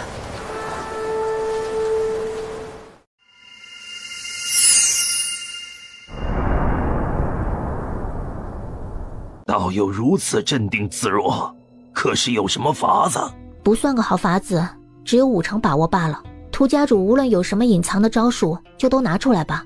如果我猜测的没错的话，你那弟弟的胆子可比你想的要大。你想以死冠我弑亲之名，要瞧瞧自己有没有那个本事。死倒是简单，生不如死，才能叫你知道老子的厉害。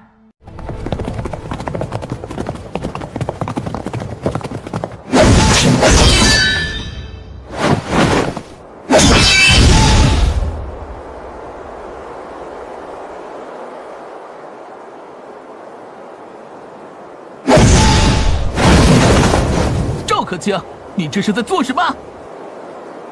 竟是如此，竟是如此啊！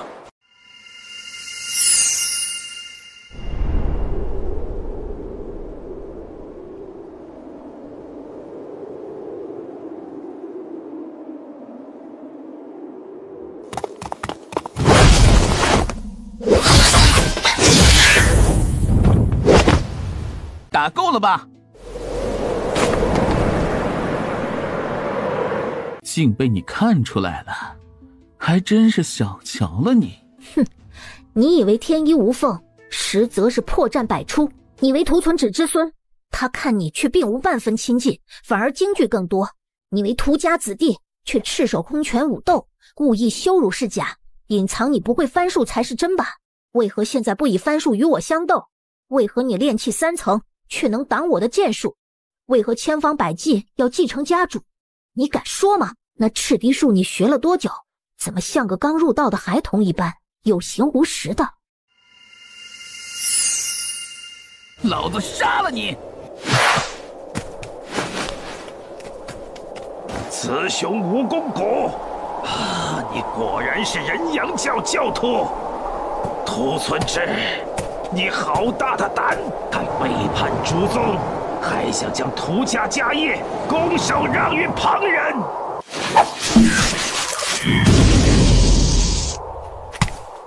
被主之人已杀，剩下的还请涂家主自行清理门户了。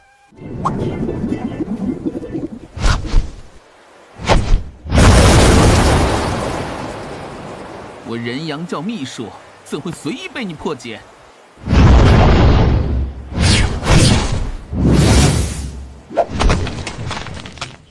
哼，真可怜。不超过12的炼气4层，你在灵真弟子也算中上吧。可惜啊，一个好苗子就要在这里送命了。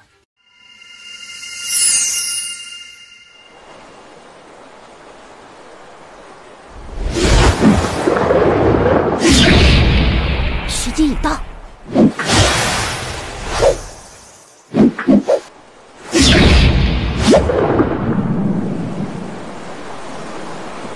赵可卿，请你将信物带回主宗，若能借涂家过去，便是最好；若不能，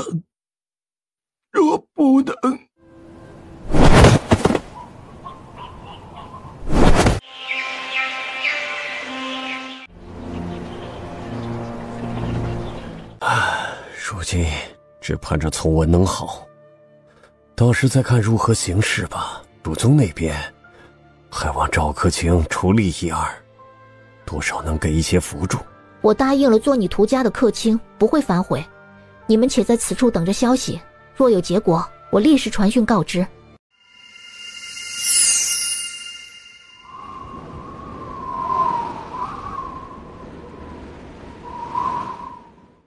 你是哪家弟子？来见谁？弟子为李树李长老门下，行序19，特有要事前来禀告。哼，原来是李长老新收的弟子，倒是失敬了。我为这素红殿执事，姓祝。李长老3日前出关，倒是被你赶上了。随我来吧。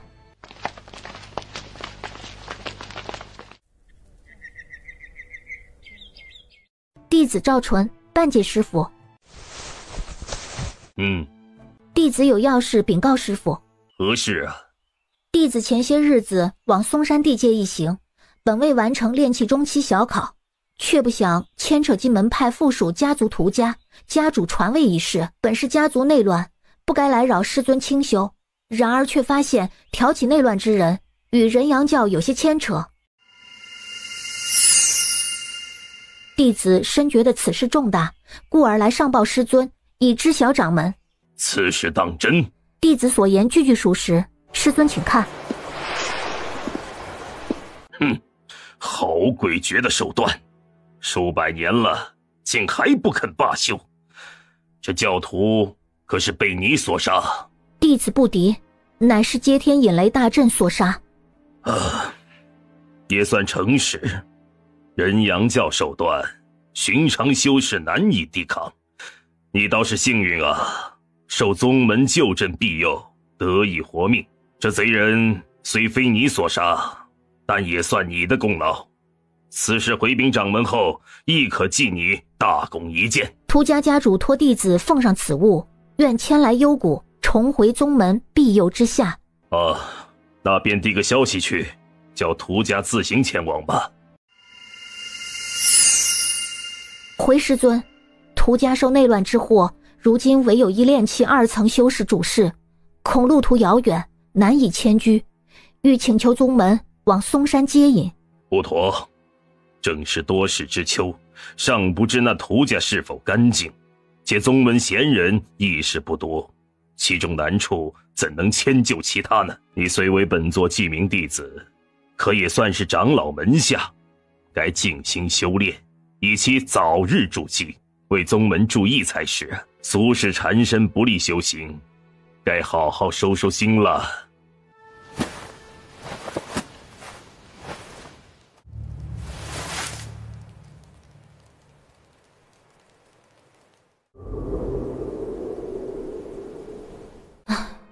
涂存禅口中的欲下仁义、悲悯存怀的灵真派，恐怕是难如他一愿了。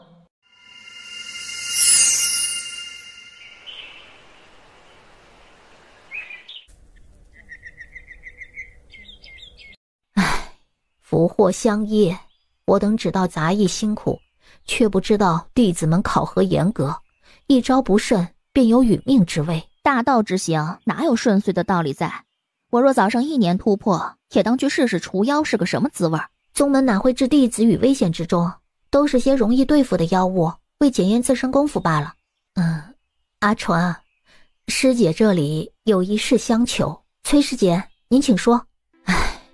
其实这事也已经了结，也不打算告诉你，只是前段时日生了些变故，我才只好求到你跟前。你可记得徐匡瑞此人？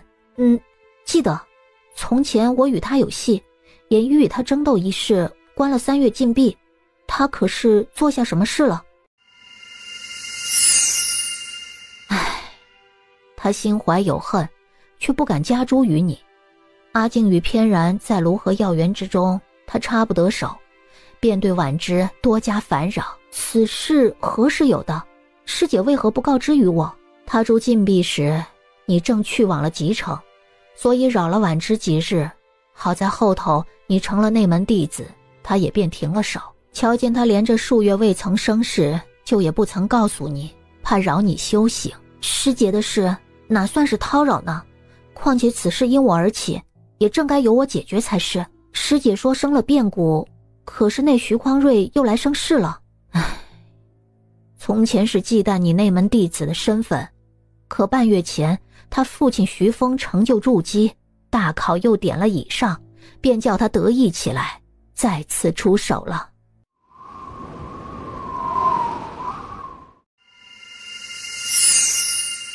那徐峰年纪不过30出头，往后前途无限，气候大成，不是我们招惹得起的人物。既是前些时日成就的筑基，徐匡瑞受罚之时，他便已炼气9层，将要突破吧。我那时只是个刚引气的弟子，他尚且不帮儿子出头，如今我2人同为内门，更未必会为其出手。依我看，他怕是不大看重徐匡瑞的。听你这么一说，我倒记起来了，这徐峰确实是出身于小世界中，幼时与人定有亲事，只是后来被选入宗门，本该不了了之的。却不想被家中父母强逼着成了这桩亲事，才有的这么大的儿子。也是因此，他极为不喜欢这个儿子。偏偏徐匡瑞还身具灵根，进了宗门，不过并没有继承他父亲的天资，4年了还在炼气1层徘徊，也未得寸进。哼，旁人不过是触他父亲罢了，我却不惧。况且这般人物不该是养拥遗害之辈，徐匡瑞行事不端，自有他的苦头吃。唉，虽是如此，我们这些做杂役的也不敢真的找上门去。婉之性子软和，恐怕再受其害啊。我想着将他送往你那儿去住几日，待事情了却了再回来。可杂役弟子不可随意进入内门，师姐去往我处，以什么名义呢？这也简单，便说你带了个凡仆，旁人也就不管了。这怎么可以叫师姐为我仆役呢？你会叫婉之行凡仆之事吗？当然不会。那便行了，婉之在你那处，我们最是放心了，你也不必太过忧虑。其实啊，内门凡仆中不少都是身具修为的杂役弟子，在他们身边为仆为婢，在某些人看来，倒是比做杂役来得更好。那徐匡瑞行事粗疏，不仅是相场的药物，连同被买通的杂役弟子都一并被我抓了个干净。那便更好办了，将罪证都摊给徐峰知道，若他有心包庇，那就自己跟执法弟子说去吧。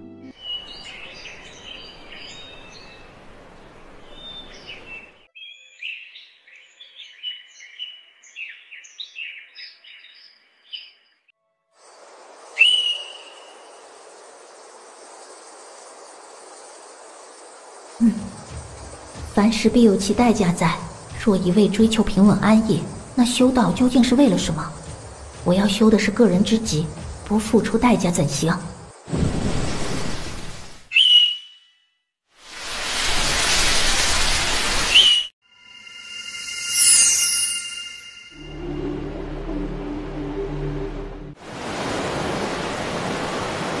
见过仙师。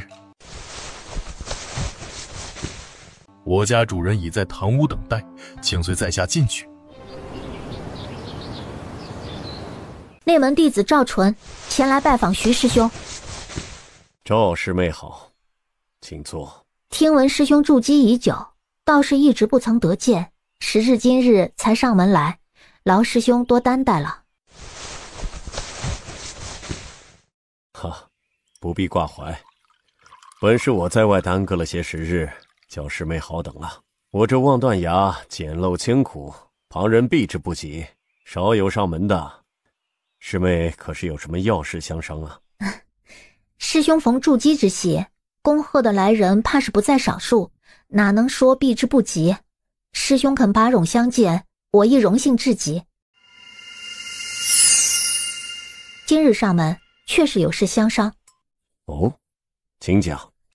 此事还要从令郎身上说起。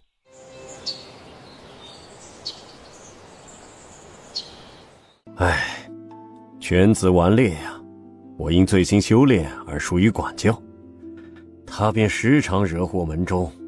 先前受罚禁闭一事，我只大致清楚了结果，却不知是为祸到了师妹身上。子不教，父之过，倒要向师妹赔不是了。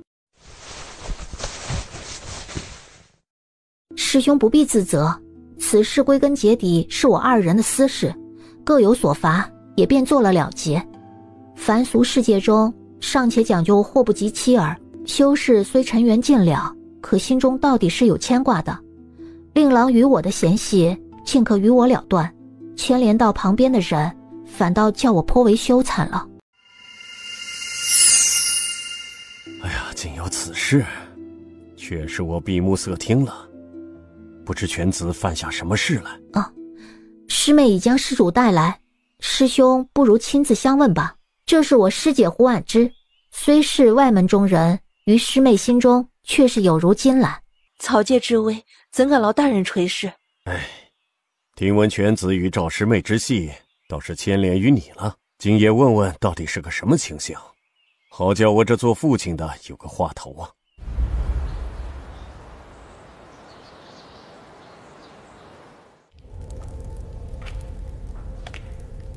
择日我将令犬子上门赔礼，往后也定当加以约束。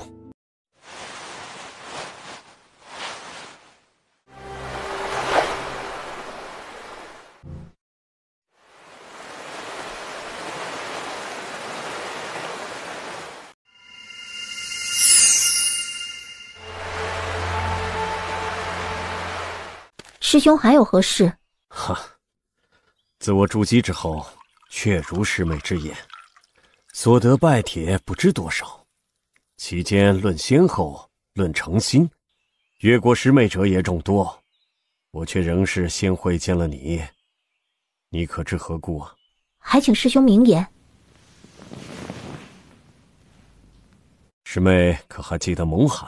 蒙师兄，这是自然。若非有其相助，我早已命丧纸风林了。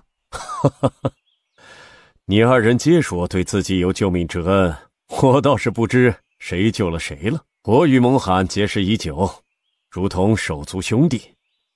此次在外游历，也是同他在外寻觅筑基灵物。听得他曾说你心智非同常人，必有大才，这才记下了你的名字。师兄言重了，师妹不才，何来大才之说？蒙罕不愿以惠民山庄灵果为基，偏要自寻灵物，才耽搁了这么久。那灵果何得土属，中正平和，筑基难度较易，灵基品质也算中规中矩。蒙罕原来也算合意，可经过月转一事，更激起其向上之心。非要寻得更适合自身的岩玉石根，才肯筑基。此物乃是土属灵物中最为珍惜的几种之一，欲从宗门中取，不知要他多少宝物相换。蒙罕囊中羞涩，便邀我一起外出寻宝。不想啊，倒真叫他寻到了。数量虽不多，可也够筑基所用了。那蒙师兄呢？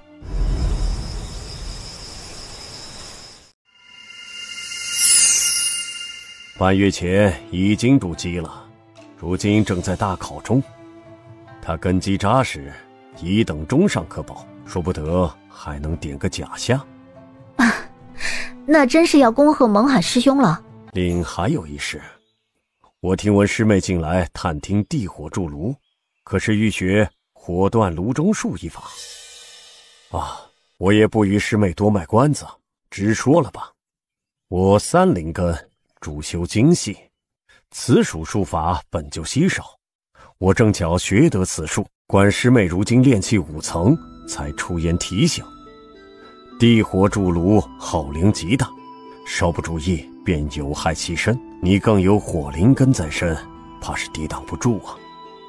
可待炼气6层圆满之后，再行此术。原来是如此，倒是师妹无知了。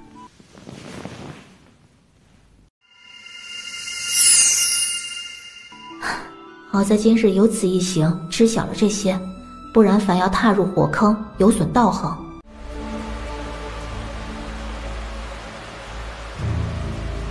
师妹不必急于一时，你入道年份尚浅，这件怕是上不了场的。不过以你的天资，再于10年，那武道台必然有你一席之地呀。师兄见笑了，此事我亦知晓，只是虽上不了场，却也想前去观摩一二，瞧瞧南域的英杰们是个什么模样。这倒能成。师妹，你是李长老门下，每位长老在朝会上可带5名炼气弟子作随，若那时名额尚未定下，可去相求长老。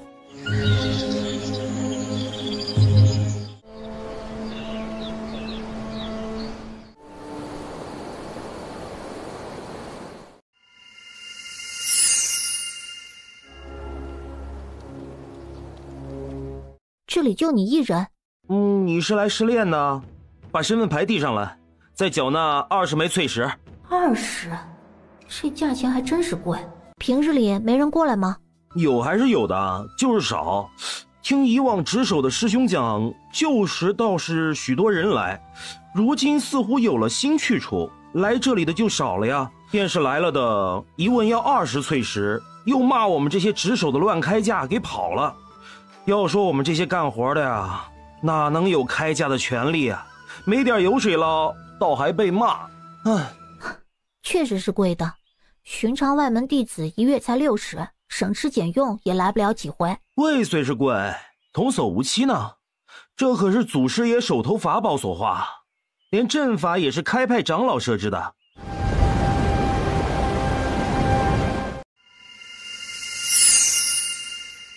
每年投入修种的淬石就在数万余，收个20，不过杯水车薪。拿这些换一场大造化，哪能不值啊？你口中所说的新去处又指什么？哎呀，外门万千弟子各有所长，有善功法修行者，亦有善身法斗战的。其在一道上有所长的弟子，便以技谋利，开设专门讲堂，收取束修，授人术法诀窍。长此以往，弟子便处处照本宣科，难得革新，宗门竟不出手治理吗？哎呀，从前似乎或许是管过，只是近20年越发兴盛，也便没瞧见宗门有什么意见了。先为我记一词，待我试了出来再算之后的。哎，好，您倒是清醒的，知道什么对修行有好处啊。猴儿关的3重屏障隔出了2道长关，都是10里长。第一道内里地势稍缓，适合练气中期的弟子试炼，另一道险得多，建议是练气后期再进。而旁边的沙行与穿林2榜指的是2种不同的试炼方式。10里长关中以速度穿行，计入最短时长，可以入穿林榜，以1炷香为克。灭杀猴影最多者计入灭杀数量，可以入杀行榜。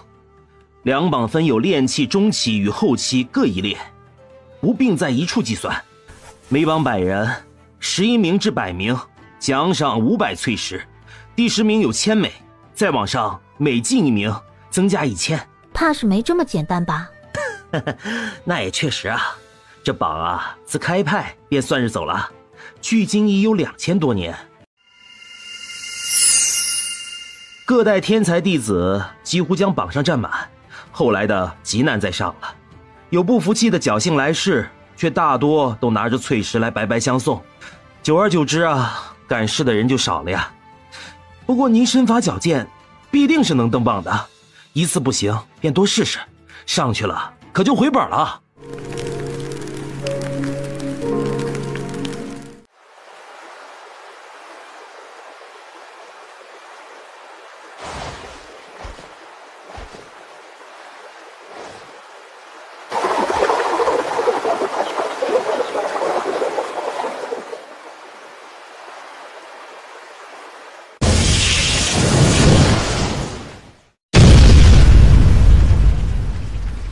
身后小口应该是石林的出处。8刻钟，整整1个时辰，这成绩实在是太慢了。刚才那位值守的呢？你说图安啊，他只值白天，如今已经交班了。这石林险处，怕是还得来个几10处。若是能在就近歇下，也省得来回奔波。这儿附近可有什么休息的地方？此间小阁出去右行，可见并排10门洞府，1枚淬石便可住10天。倒是便宜。多谢老丈。你是那个叫赵纯的？用时多久？1个时辰。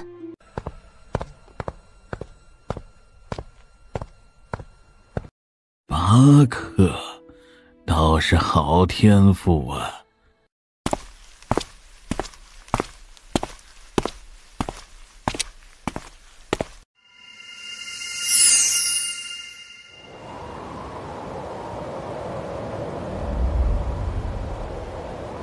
啊，你今日还来啊？你昨日可过了？过了。啊，你真过了？用了多久啊？太慢了，8克，足足1个时辰都有了。你诓我来的吧？这还叫慢？你知不知道有多少人过不去啊？都是横着出来的，就算过去了，也是数个时辰，还弄得浑身是伤。哼，你倒好，瞧上去分毫未伤的，今天还能过来。哎，你实话跟我讲，我也不笑话你，究竟过没过？昨晚是为老者祭的，你查就是了。怎连个玩笑都说不得啊？3分10灵可是极难。灵真派36显处10灵为最，故而近年都没什么人过来。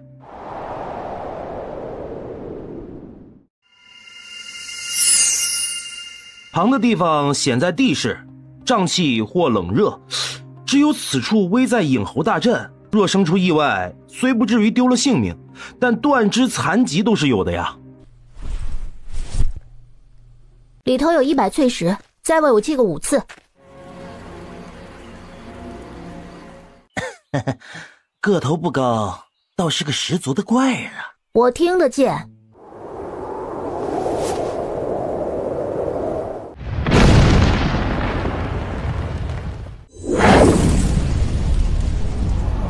一次不成就再试，若是极行剑法能再次突破大成，战力又能大增。可还是祭5次啊？再过几日啊，可要上100回了，也不见你休息，真是铁人一个。修行之事怎容懈怠？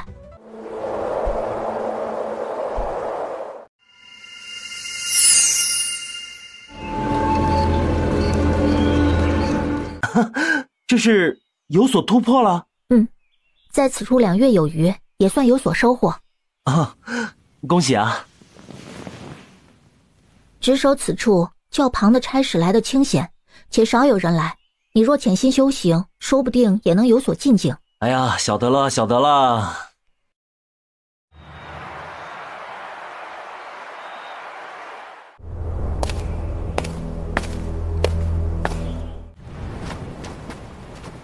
还未祝贺蒙师兄大喜呢。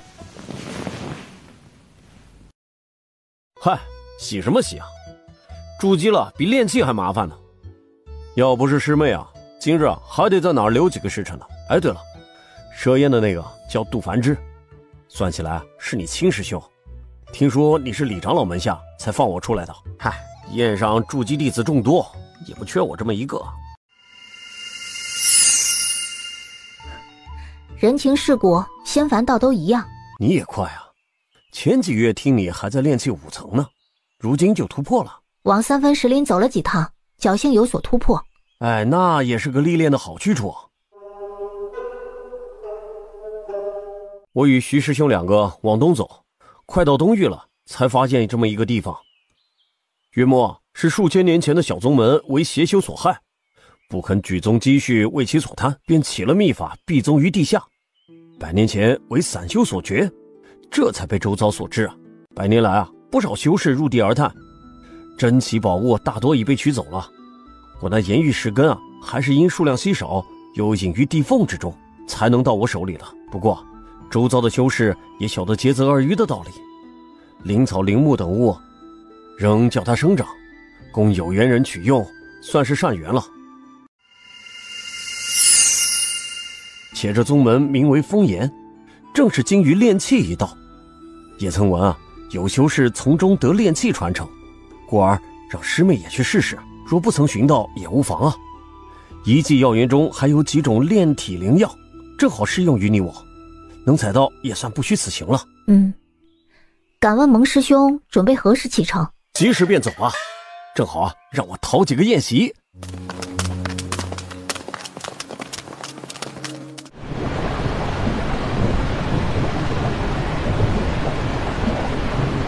你这宗门弟子好大的威风，空口白牙就敢诬陷旁人偷盗，可有证据拿得出手？先前这甲板上就你我2行人，不是你等还能是谁？2伙人，又不止你我2人，你那边可3、5个人，怎不怀疑是自家偷盗？你几个不是说这甲板之上只有我2方人吗？原来还有个小姑娘在，那怎的只怪我们，不怪旁人？是看不起我们这等散修？哼，神在船上坐，锅从天上来，可有什么事？连这甲板之上有几个人都不清楚，反倒是咬住了是我们兄弟中有人偷盗。分宇门弟子行事就是如此目无章法吗？他在5米之外，而你等与我们擦身而过，若论动什么手脚，自然先怀疑到你等头上。既然几位都说是疑了，光凭着心中猜测，便可随意出言界定症状，便可白日下对我等拉扯不放。哎，这两方你可认识？嘿嘿，走南闯北这么些年，哪还有我不知道的呀？这个焚玉门在南域真丘，前掌门为宁远大修士，在那地界也颇有势力。后来掌门作化，余下的只剩下筑基，便又败落，成了个小宗。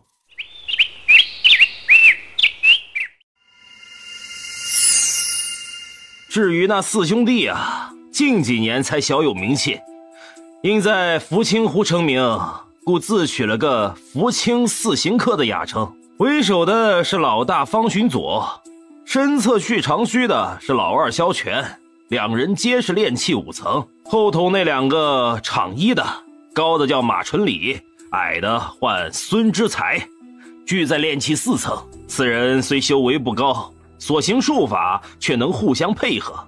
据说啊，连炼气后期修士也能牵扯1、2呢。你来说，你也在这甲板之上，是否瞧见了他们偷盗我师兄的水碧千山宝瓶了？没有。哼，原来你也同他们一伙的。战谦，不可无礼。哦，师妹久在宗门之中，不曾识得礼数，望道友见谅了。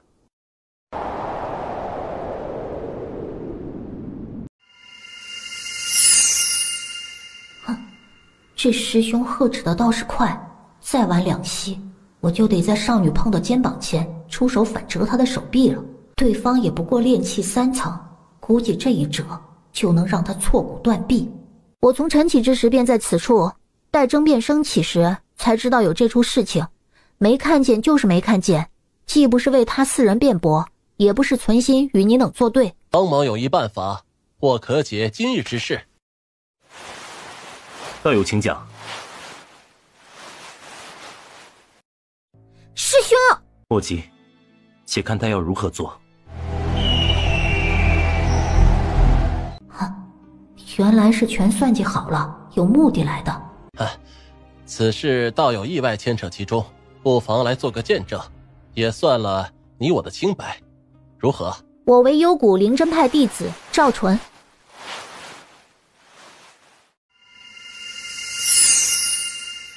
可以申明做担保，此物确有方道友口中的功效。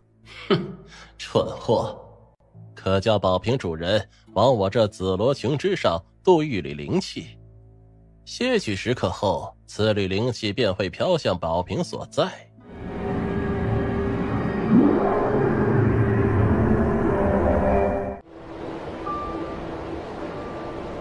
可见这宝瓶确实不在我兄弟几人身上了。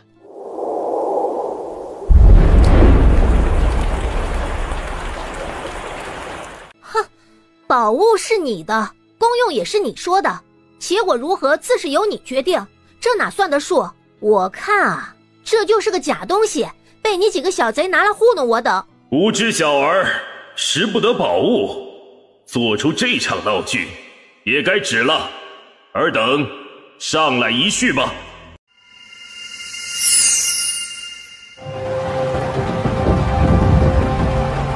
适才宁远大修士施威，你可知是为何事啊？我的确知晓些事情，正要与师兄说道。外面廊间不是说话的地方，先进去吧。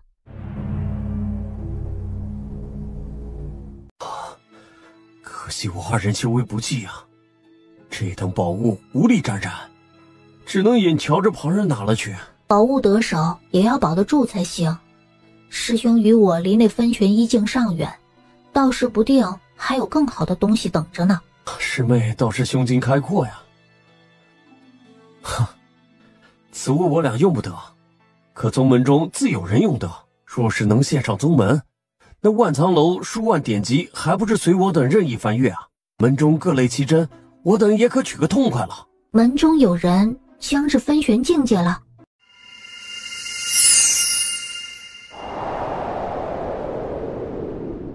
是李树李长老，师妹那时因在3分石林中，故而不得知。李长老突破后，又接手了宗门这届的百宗朝会仪式。你那位三师兄杜凡之为其副手，可谓是一时风光无限，便邀内门弟子赴宴。哎，苦了我和徐兄啊，回回不得清静。哎，这番话师妹可别说出去啊！我和你徐师兄啊，可吃罪不起他们。这是自然。不过今日那4人肯把紫罗琼枝献出，必是有所图谋，想必是为这而来。那位是何人，我也不知。不过师妹说，福清4人尚在炼气中期，必然知晓自身保不住异宝，应该也是同你我2人一般，意图献宝得利的。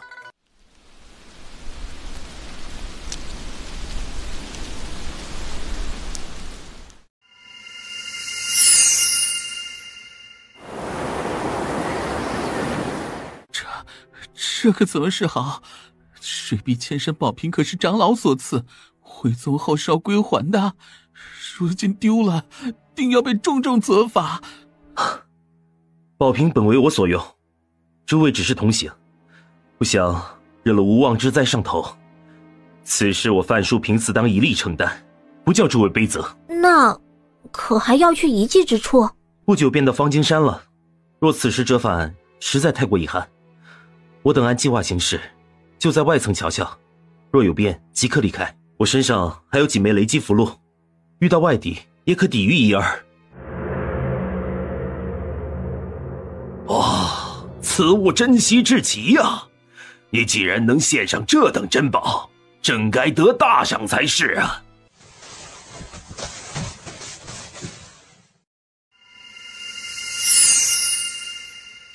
久闻前辈威名，若能拜入前辈门下，也算是让我兄弟4人了结了风雨飘摇的日子，自当是感激不尽。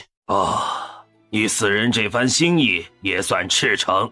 本座一连你们流离在外已久，修道不易，便收你4人为入门弟子，来本座门下修行吧。哼，此船上的人不过都是炼器和筑基，收拾起来容易。我去问了船工，2面踏云梯都被人锁了。那位的意思是想让大船直驶进东域，看这路线应该是要顺着方金山过，再往前的话就是散修城池了。那位应该是里面的人物吧，只是麻烦了咱们，还得从东域绕回来，平白多了几日的路程。这倒无妨，只要不生变故，让你我2人平安下船就好。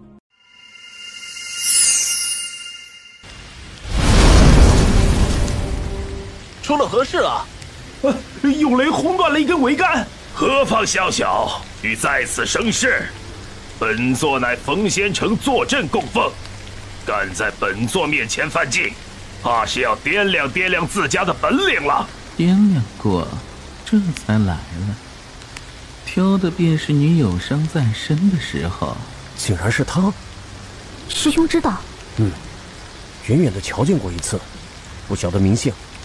只听得旁人叫他皮相老道，说他最喜俊俏少年了，剥其脸皮炼成几身皮相，故而有此称谓。既如此，那就是邪修了。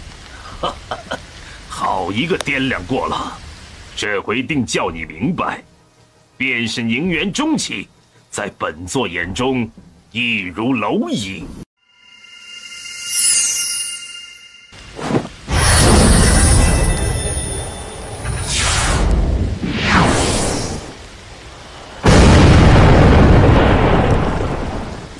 船要裂了！赵师妹，此时这2人斗得厉害，无暇看顾我2人，倒是个遁走的好机会啊！师兄可有法子？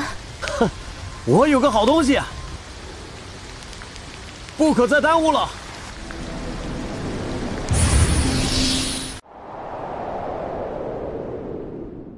瞧，那就是方金山，找到了他，离遗迹就不远了。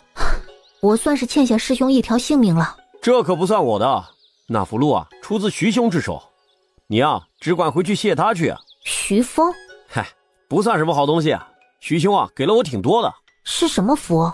倒没大见过。此物啊，乃徐兄特有。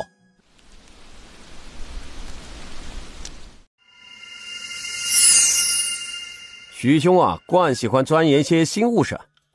前些年觉得燕州符箓不可行至高空，稍远些的地方便不可到，又嫌其速度太慢，想在它的基础上造出更便捷可用的新符来。哈哈，可是啊，新符哪有这般容易制成的？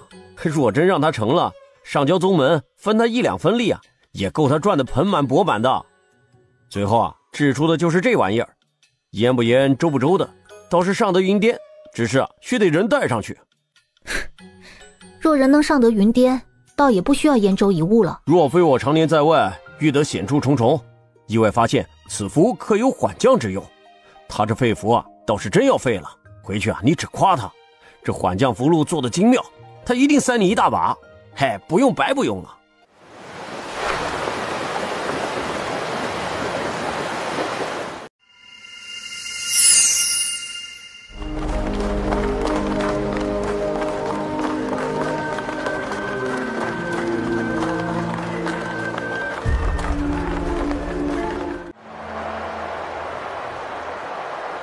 方京城来探遗迹的大多在此处休整，如此众多，竟都是为着旧宗遗址来的？哎，非也，来探宝的只10之1、2，剩余的可都是为着方京城来的。方京山上有一灵兽，名为黄宗豚，修士食其肉可专一自身。须知啊，这炼气初期啊，最需要肉身基础了。本地修士常食此物，故而修为精进甚于旁人。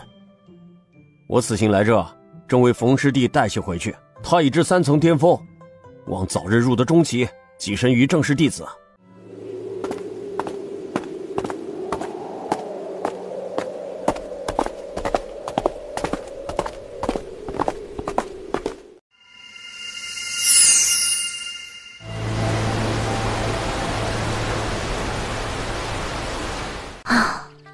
隐于地底数千年，竟流水不息，草木未朽。那可不是草木啊，这竟是铁石所造。不错，我与徐兄初来此地，亦为风岩宗这鬼斧神工所惊叹。目之所及，皆为炼气之物。如此神仙技法，于数千年前，竟还算小宗手笔。100年前，遗迹才被开掘之时，周陵9宗都来争抢炼气之法，一时啊，闹得方京地界争斗不休。后来分而取之，才算停息了。红云世界啊，本来如同其他的小千世界一般，统帅着1000小世界，灵源不断流转，生生不息。数万年前，突逢一大劫，被一物击碎了半个世界，众多小世界因此流离，灵源大失。本土修士不断寻回丢失的小世界，慢慢的修补灵源，才使得恒云世界并未崩散。只是灵机已逝，到底回不去从前了。风岩宗于数千年前覆灭，但却是正统传承上万载的宗门。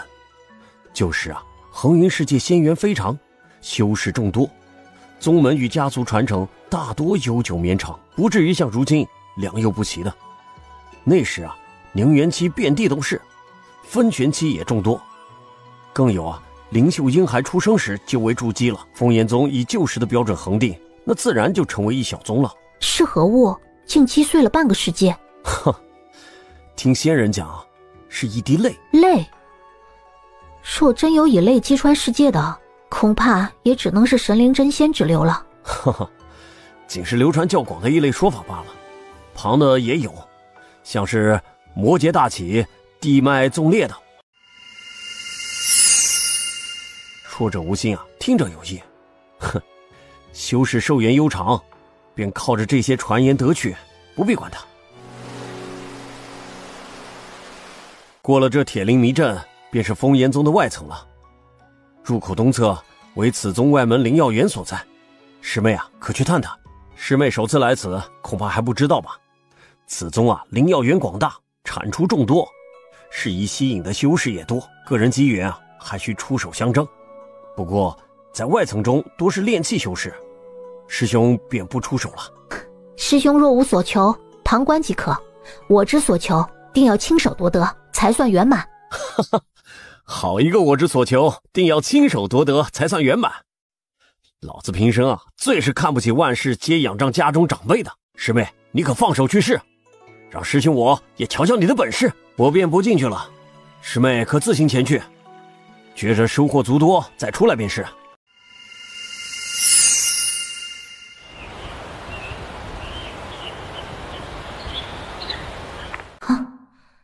原来这风岩宗竟是将灵米与灵药一起种的，是上百年份的灵果，到他手上了。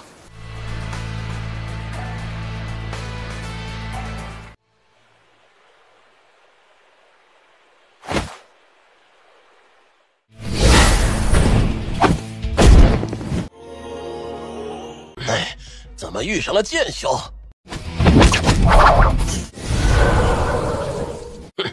若你真是筑基剑修，我还要怕你？可你我同为炼器，你又有何等底气，敢对我二人？是我起了贪欲，才会对道友出手。我已知道错处，愿将此处所得尽数交与道友，还请道友饶我一命，饶我一命啊！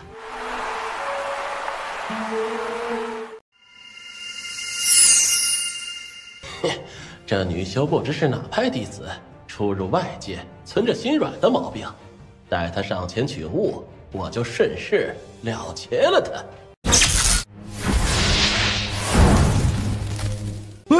今日多有得罪，这些都是赔礼，我先告辞了。这位前辈，我等……你们自行摘取便是。那人是谁？竟是以一敌二，还取走一人性命，可是有着大修为。看这三人之势，未至后期，应都在炼气6层。年纪这样小，便已经6层。哼，大宗之中，12、13岁至炼气后期的比比皆是，更有甚者，15岁至灵踏得筑基。最有名的还是南域魁首至月宗掌门亲传宋宜坤，与荣青山天才弟子薛允，两人均是天灵根，10岁筑基，如今17、18岁便要问道宁元了。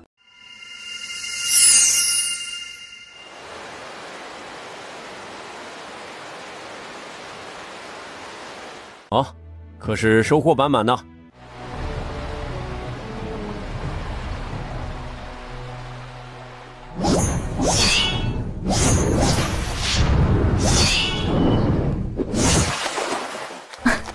师兄好身手啊！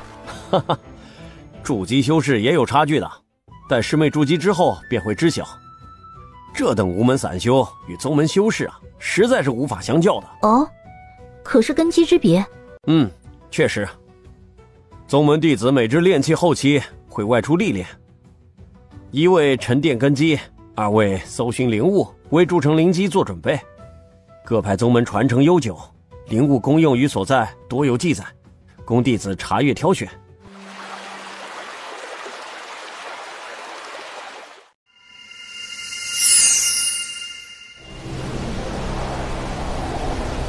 若外出许久仍未寻得，库中亦有灵物可以借用，只需筑基后接取更多宗门事务，以作偿还即可。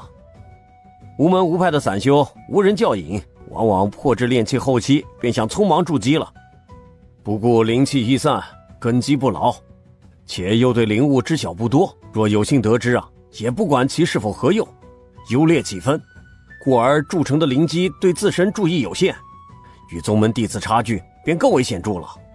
不过散修之间亦不全是如此，比如东域散修的城池内，修士之间结成师徒派系，自由传承，虽不至宗门正统，但相较于游荡在世界中如无根浮萍的底层散修，那确实好上许多了。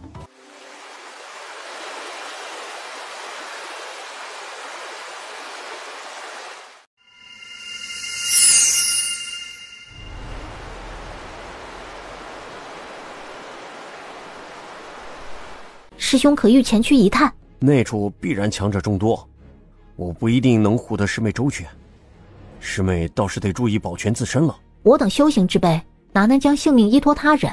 此行一去，当是自顾自身，不求拖累于人。那便走了。哎呀，不知这宝物何时才能现身呢？可叫我们好等啊！凡异宝出世，必是要等些时辰的，短则一炷香内，长则月余，甚至数载。如今才等多久，你就失了耐性？若往后因此失了机缘，可有你后悔的。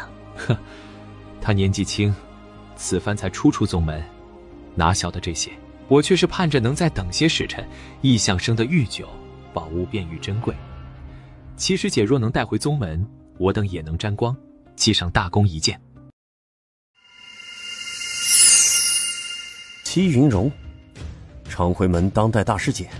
长辉门，他们腰间的黄玉轮便是长辉门象征，有明月长辉之意。戚云荣也算是南域有名的天才人物了，南域中人常拿他与邱长老作比。记得他年岁也不过是双10出头，若是近5年内破至宁元，倒是要胜上一筹了。唉，有多位筑基后期修士相争，这宝物看来是与我等无缘了。既然如此，观完宝物出世，咱们便离开吧。只听闻有彩色霞云，哪会冒黑烟出来？这鬼怪烟气看上去颇为的邪异啊！我看还是先行离开此地，莫要遭了大险。可还不晓得有没有宝物，若是就此离开，往后又后悔怎么办？你如此讲，还是你先离开吧，我再等等，真有危难，逃也不迟。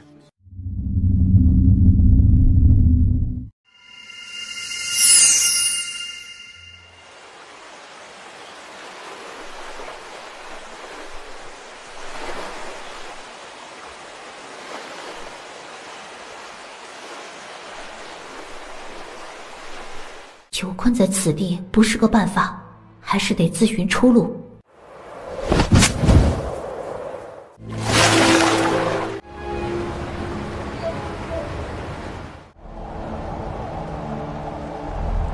国师，昨日天山崩裂，可是有灾劫将至？回王上，按先祖所说，天山为撑天之柱，如今不知为何无故崩裂，恐有天塌之险。啊，那国师可有办法？神仙，有神仙在天上！何人在外喧哗？回皇上，外头天上确有一只雪白小舟，王宫中以为那是神仙所在，故而有所惊动啊！竟真有此事？见过仙人。无需多礼，我且问你，此处是何地？你几人又是什么身份？此处为大郡国，是这方圆千里唯一的国家，此为我大郡国国君。敢问仙人，这是从何处而来呀？我并非此界中人，误入此地，正打算返回原处去，不知此方世界近来可有异事发生？确有一事，此处有一撑天之山，昨日忽然崩裂，引得地动不已，不知可是有什么异变？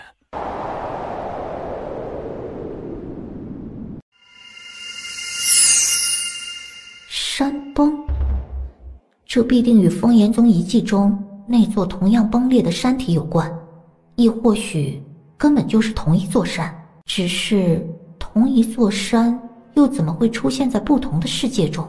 难道我并不是在小世界中，而是仍然在恒源世界里？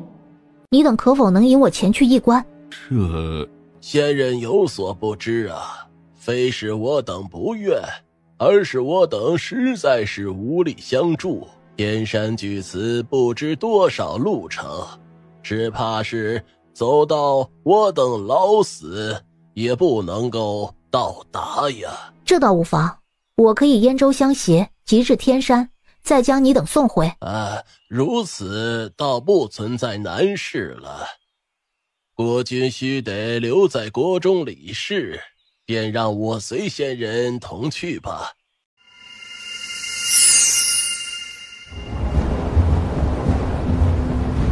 如今这天山虽已不在，我却仍记得其所处何方，可为先人引路。国师倒是受得百姓敬爱。宝氏一族于立国之事传承至今，代代为国师，护佑王族。此前乃是玄道中人，擅长推演天机，祭田祈雨，才得了百姓几分敬重。祭田？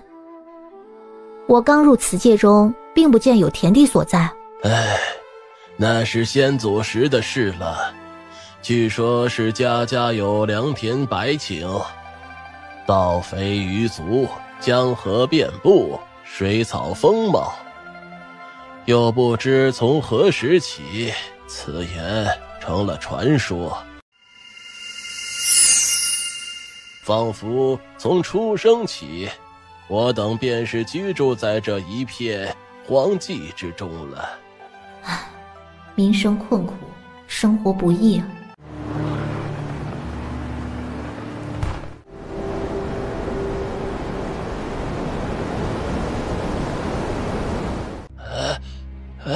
天柱断了。国师便已录至此吧。此丹与水调和后，凡人饮用可强身健体，沉疴尽除，算是对国师引路的谢礼。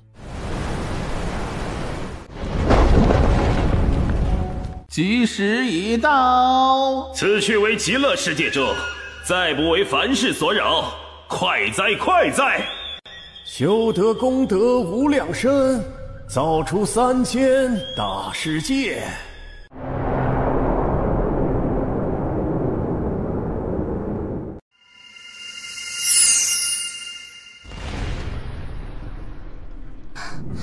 救！哼，我现在亦是自身难保，还指望我来救你？我为灵真派弟子，前辈若能搭救。灵真？邱前辈那门派的？也算你走运，与邱前辈同门。今日若能出去，我带你一把，能否撑得下去，便看你自己了。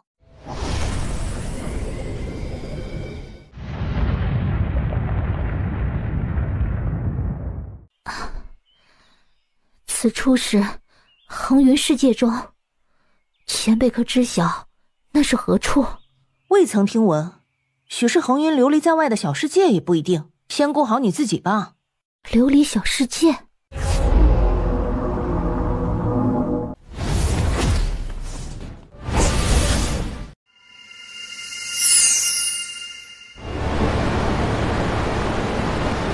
我准备往附近查探一番，你若还有些力气，自行跟上吧。自是要与前辈同去的，倒不想是个受得宗门看重的。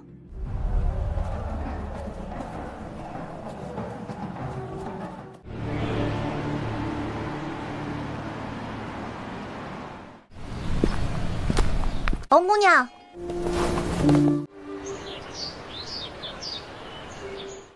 仙师，你怎么来了此地？说来话长，正是有些事情得向你询问一二。这小店是我自己经营的，做些小小的吃食酒水，盈利能养活母亲，得以温饱。楼上是我和母亲的住房，不知仙师何故到了此处？我与七前辈意外来到此地，还不知道这里是何处。此为橘洲岭，按家父所说，是在南域东北方位。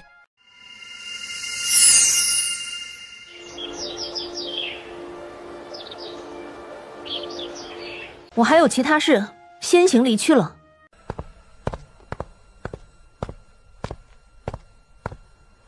这位前辈颇有些吓人了。七前辈看着冷冽，却是热忱良善的人，对我也算是有救命之恩了。怎么没见到当初与你同行的管事小双呢？来湖水镇不久后，他便离去了，说是要去找办法让我们母女重回极城去，不受他人冷眼。我也向外打听了，却也不见他的踪迹。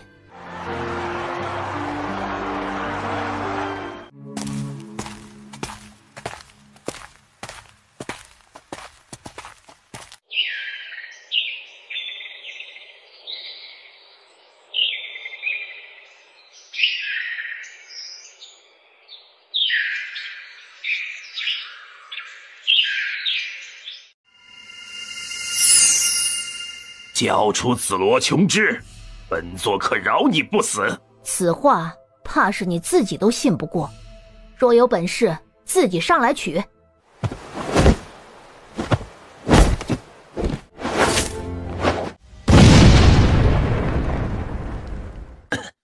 不愧为南域天才，竟能与本座过上几招。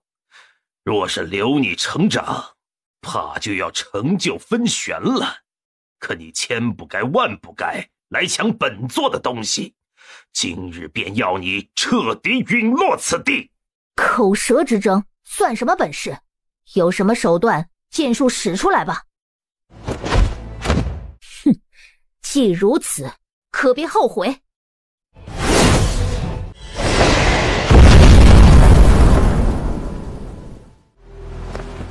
出来！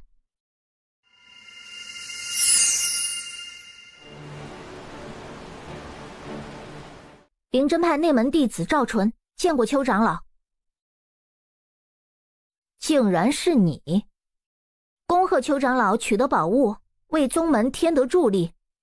你倒是乖觉，你为李长老门下，怕也知晓其突破宁元后期一事，这助力怕是不为本座所添。自古修士夺宝，能人居之。邱长老杀得此人，定是将入后期，只待些许时日便可。宝物又是长老亲手所得，自是有分配归属的权利，此乃是实力至上为真理。李长老倒是有你这么个通情达理又口齿伶俐的好徒弟。你是为何在此？此处离宗门甚远，附近人烟稀少，灵物妖兽也无，并非是历练之地。此事还要从风岩宗遗迹说起。如今遗迹已毁，诸多说法难以查验。按你话中所述，恐真如齐云荣所言，是一处流离已久的小世界。不过灵气尽失，也无找回之必要了。本座既已得宝，须得速速返回宗门。你若无他事，本座便捎带你一程。多谢长老。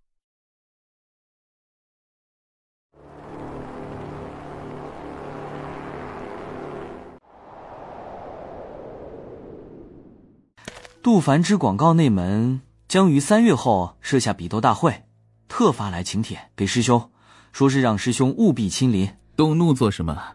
也不是第一回了。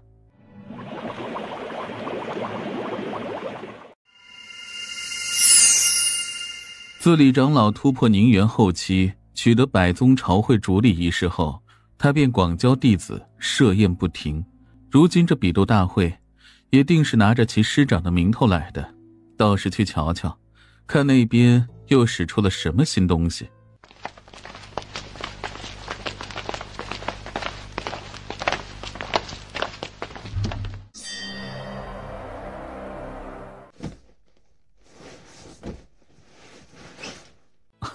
师姐回来了。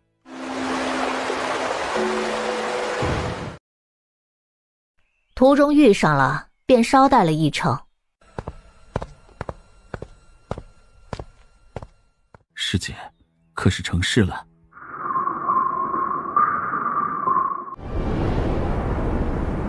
且随他去吧，待我此回闭关结束，万事皆是迎刃而解。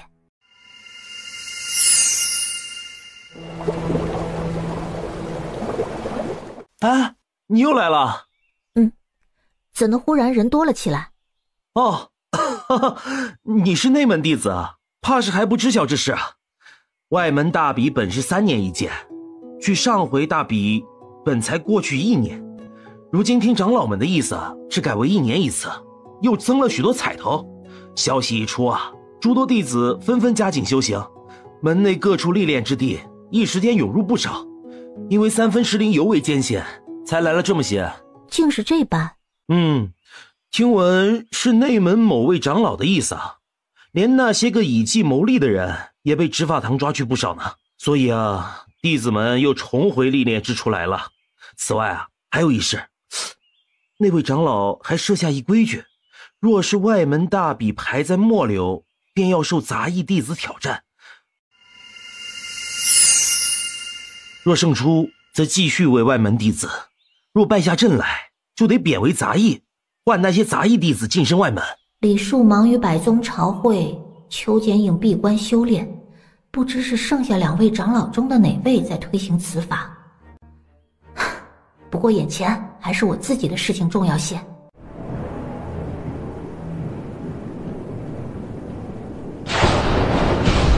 这是何人？以前从未见过。我光是杀这些怪猴就已经是颇为艰难了，可那怪猴在他的剑下，怎会如泡影般挥手即灭？看来速度近期难有太大提升，不如精于剑术，也不失为一个办法。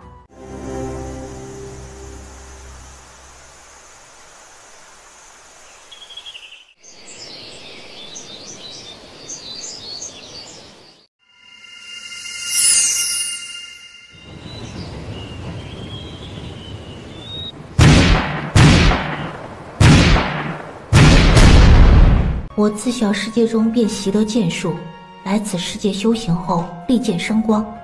早在初破得炼气4层时，便已入剑光境界，可见此道与我甚合。剑光境界后，则是剑芒一境，光华凝聚一点，视为锋芒。如果说剑光是剑之力，剑芒便是剑之所向，不是力量，而是精准，那便正合杀形之法。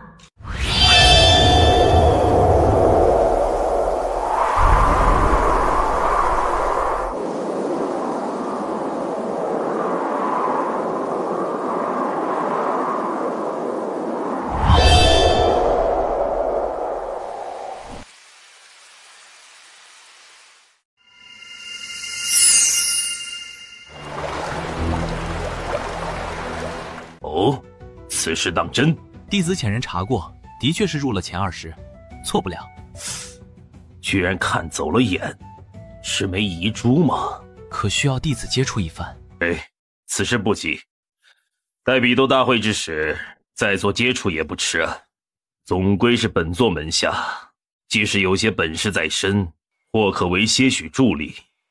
你只把大会之事办好，其余不必去管。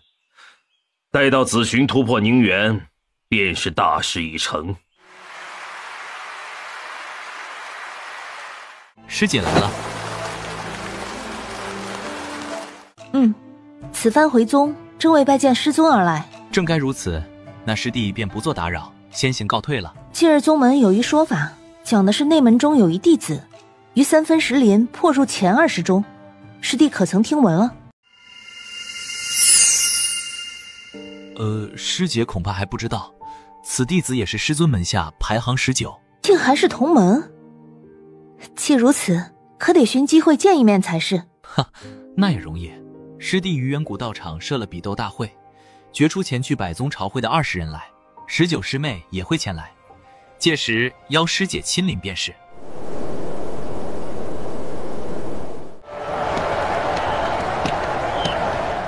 竟然是柳丹师到了。今日为着开炉耽搁了，倒是叫道友们坐等。师姐已至，便即刻开始吧。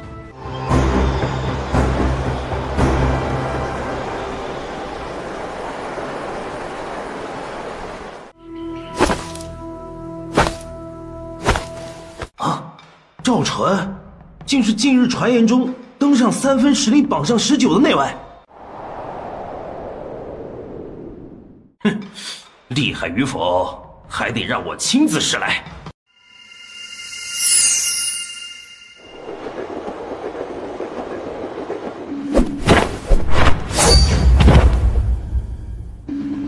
此战胜者，赵纯。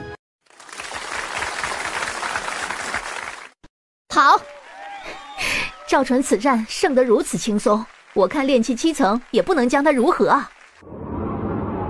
此女已然有年少天才之风，越阶对敌不是难事。赵纯师妹确实不错，我观她根基扎实，出手凌厉，日后入得筑基，定也是其中风云人物。师尊眼光独到，自是非同一般。嘿嘿，师兄你看啊，我就说赵师妹必有大才，你瞧，今日可不就应验了吗？马后炮的功夫，我自不与你说道。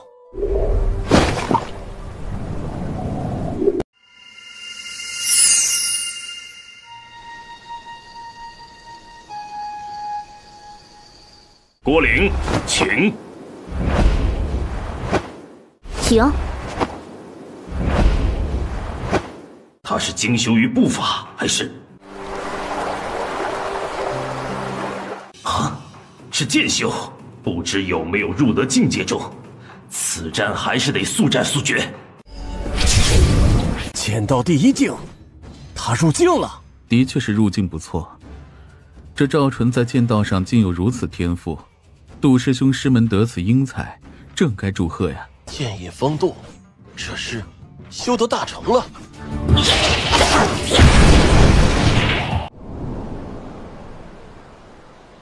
此战胜者，赵纯。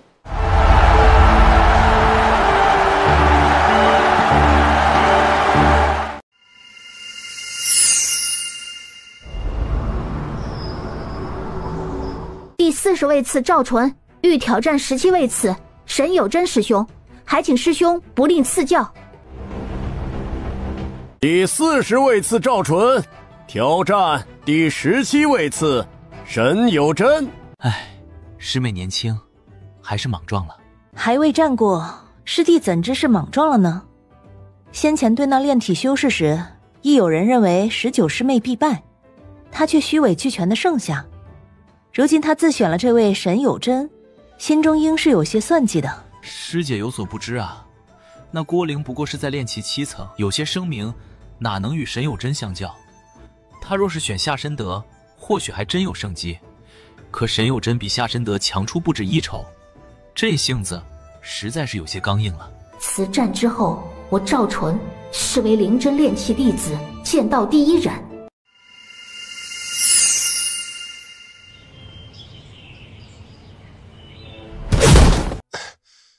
我输了，承让。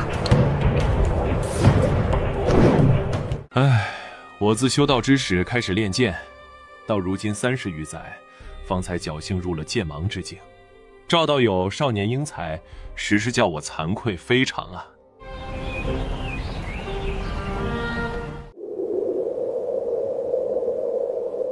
以前未见过，倒是未曾给过你见面之礼。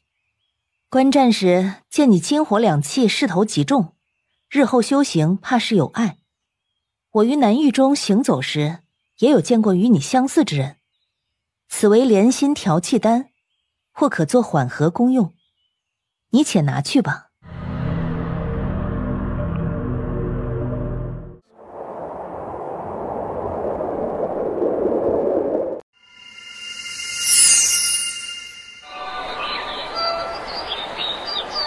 哎，他那儿子又惹出麻烦来了。对方背靠家族，有数个筑基修士在，且有战礼，徐兄啊，得亲自上门去解决此事。倒是你，先前看你剑上生光，我便有些怀疑了，如今倒是直入第2境了。那人呐，叫江韵，是个武痴，与你同为剑芒之境，怕是盯上你了。内门中剑道稍有成就之人，都会被他盯上的，一直上门切磋，直至他满意为止。的确是个无痴无疑了。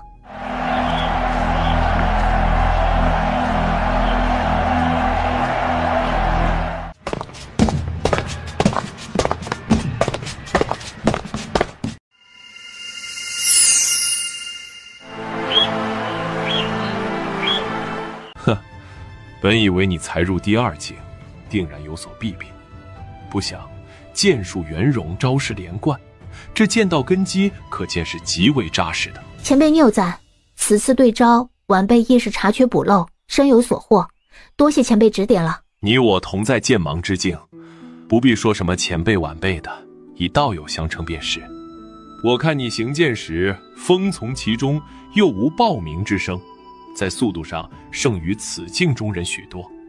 剑修各有所长，切磋乃是为了摸索前行，增益自身，皆是互为良师，相互指点。道友剑术对我也是有益，我二人各有所得罢了。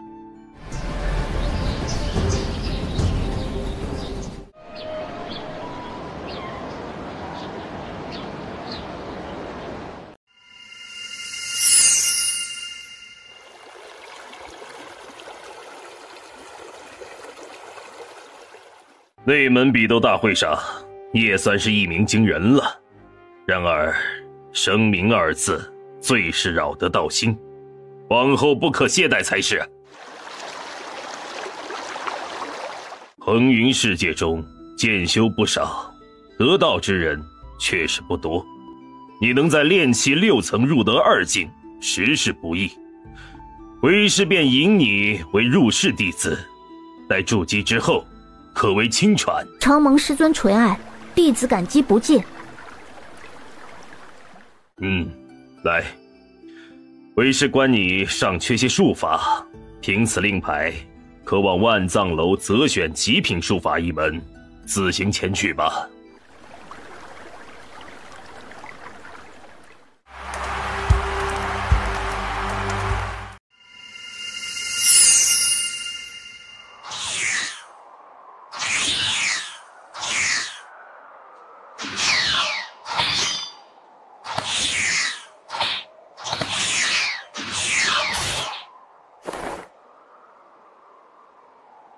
一味追求剑法轻敏，就好像流云一般，然而轻剑只能穿云而过，却不能荡开云层。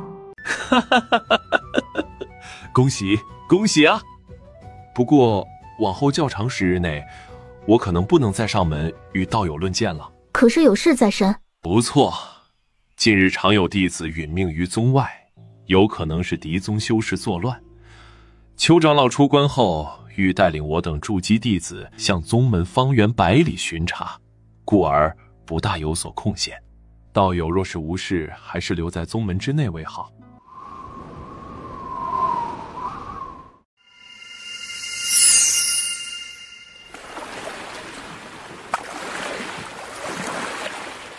此行前往吞奇池去，在南域的最南处，可谓是横云世界之极。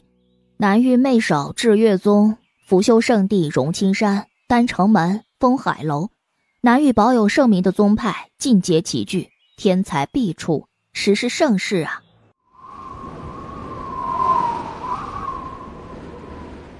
那等宗门倒不必去在意，真正得顾及的另有人在。人阳教亦在南域之中，此次百宗朝会定会前来，两宗积怨已久，他们既然能做出袭杀弟子一事，应是半分底线也无，说不定会向我们出手。听门中师兄讲，往届朝会便有弟子无故身亡的，此回3位宁远同往，也是为了护弟子周全。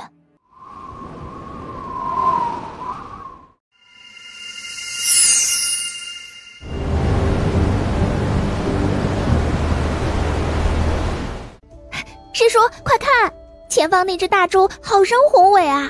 你可知那是哪一宗门所在？青松攀舟底，仙鹤绕云间。此正是掌门口中灵真派的仙鹤遨游大舟。灵真？可是那幽谷中的隐士宗门，祖父确实常有提起。哈哈哈！非也非也，若是隐士宗门，怎会随意出山呢？灵真派啊，只是少与外界来往，并非必宗。其中弟子外出历练，亦是常常见得的。都说这旧时魁首早不复先前风光，被人讽笑灵真举宗再无天才时，却出了邱简影这般人物。不知此届可否还会有弟子展露锋芒了？师叔，你瞧你瞧。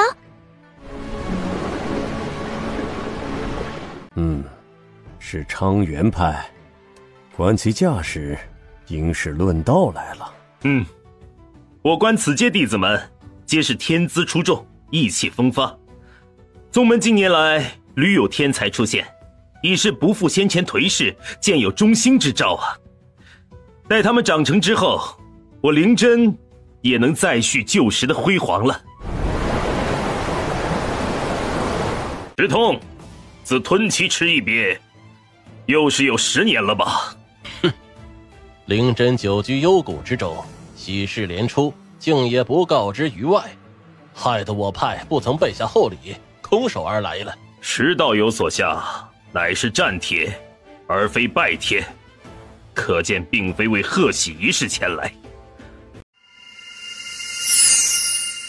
口舌之争，多说无益，还是请下贵派家徒下场，莫要让他们干等才是。自然是要战过的，恰好我派门中也有数位可堪一战的弟子，仰慕灵真大宗风貌已久，特来论道。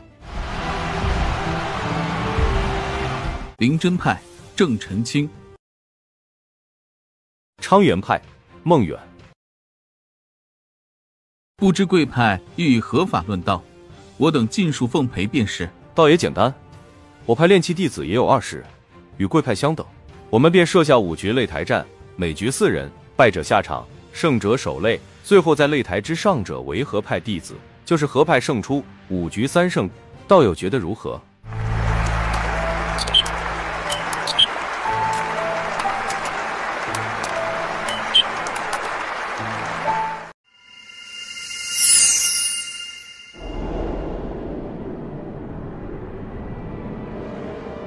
我看两派都已备战完毕，不如即刻开始吧。自是如此。我派为主，贵派为客，这第1局便由我方先起。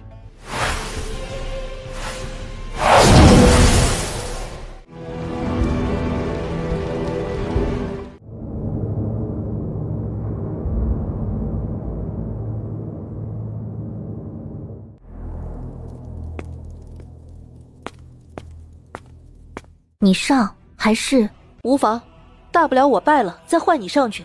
正要为李道友介绍一二，此人为在下近年来才收入门中的亲传弟子，实力尚算不错，道友可放眼一观。昌元孙幼仪，请指教。灵真派边如。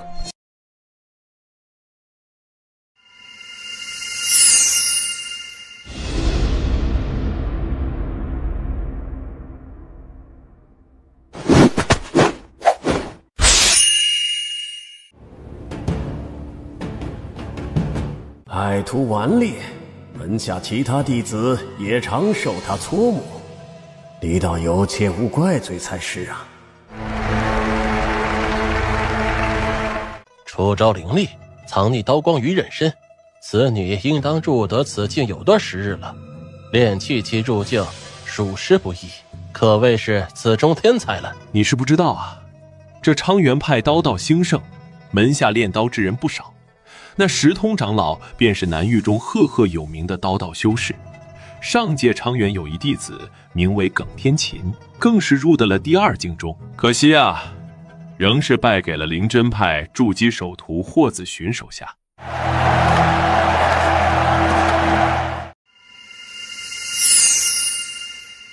照此话看，两派倒是颇有恩怨了。不过这孙幼仪炼气入境，此等天赋，灵真应当是要败了。多说也无益，你且先看吧。师兄认为那女子实力如何？啊，修为不如我，刀道资质略胜于我。师兄，我看灵真那边似是震惊过了头。哼，孙师妹乃是石长老亲传，实力可比你炼气9层，这人估计也只是故作镇静罢了。且看师妹如何对敌吧。师妹，不如让她瞧瞧厉害。恰也是一桩巧合，本座门下亦是收得一家徒，可供石道友一观。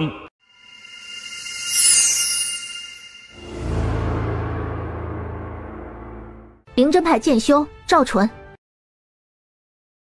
你修剑？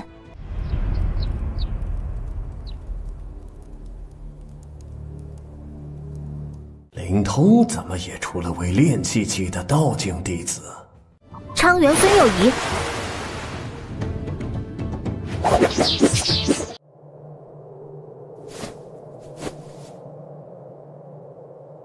承让。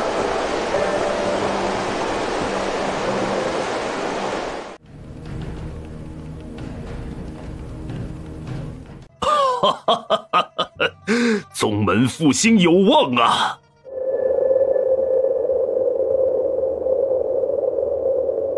掌门曾说，灵真气运衰至谷底，却是少有的出了差错。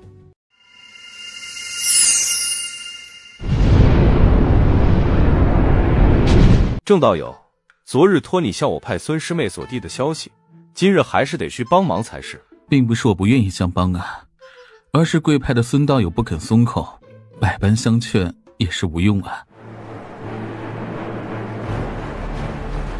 说不愿回来，就送他去灵真派，劝他心愿好了。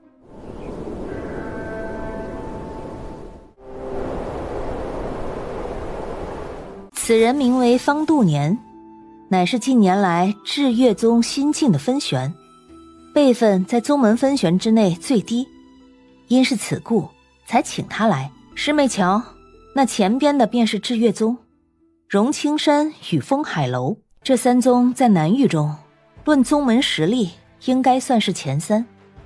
在旁边明黄衣袍的是丹城门，此派非常特殊，门中弟子精于丹道，此次百宗朝会应该是不会参与斗战的。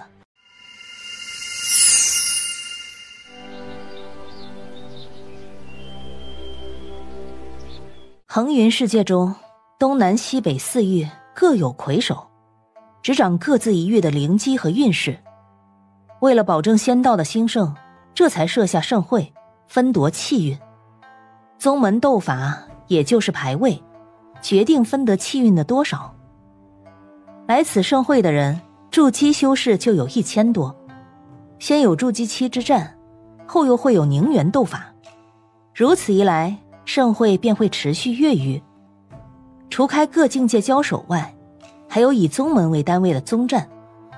宗战在个人战之后，是宗门在个人战中的成绩而定。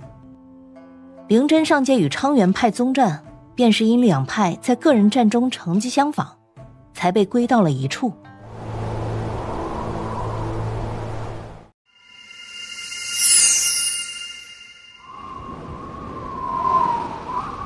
这回师妹不过是受限于修为，待到下界，不说筑基，怕是能入凝元，到时自可上场一展风采，不必羡慕他人。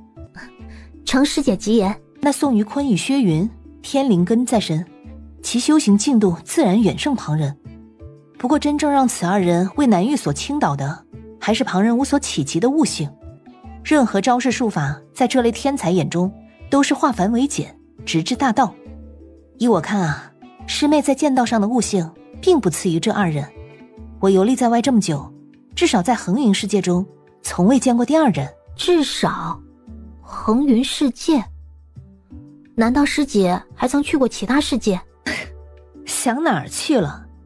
此方世界中只有受上界修士接引，才能破界而出，我怎可能去过？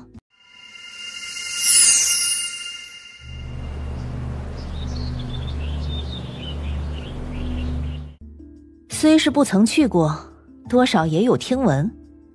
恒云世界如此辽远广阔，也不过是小千世界，往上还有中千世界，乃至大千世界。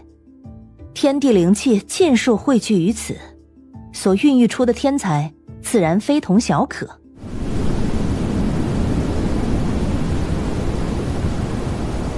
原是如此，世界万千，往后也可一去细观。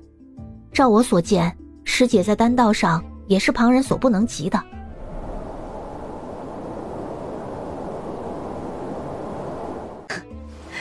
那是自然，同辈丹师，我自诩不输任何人。便是遇上丹城门弟子，我也敢说这话。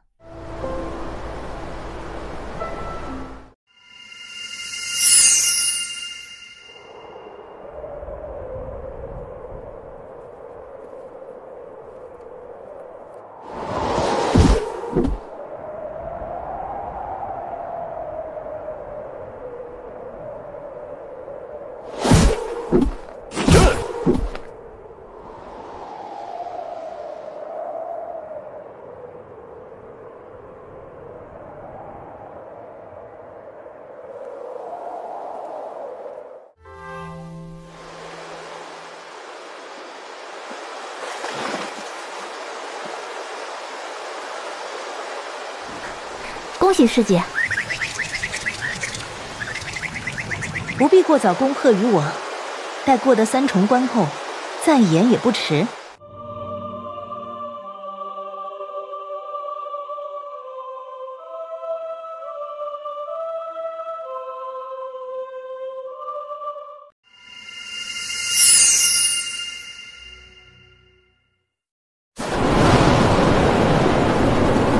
他要斗丹。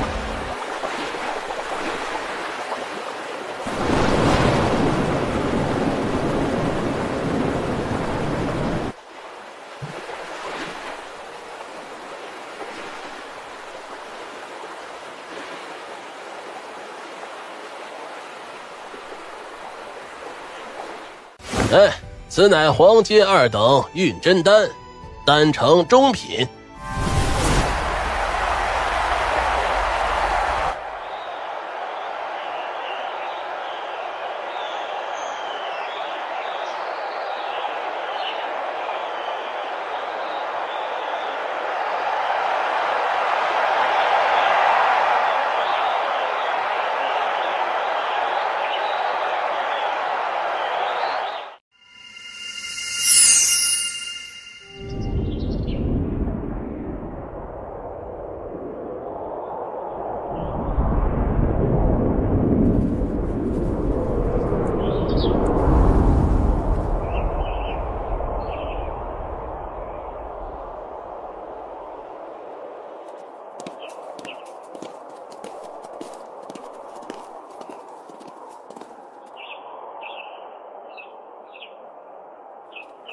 3重关卡里，这是最不看个人修为的一关。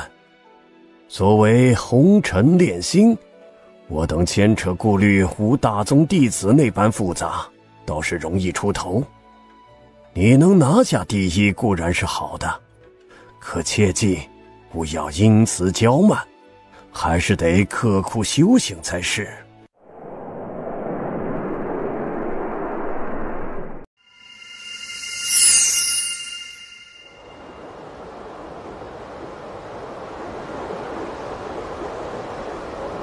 真阳教捉公请，邀战第48位。哼，灵真派杜凡之应战。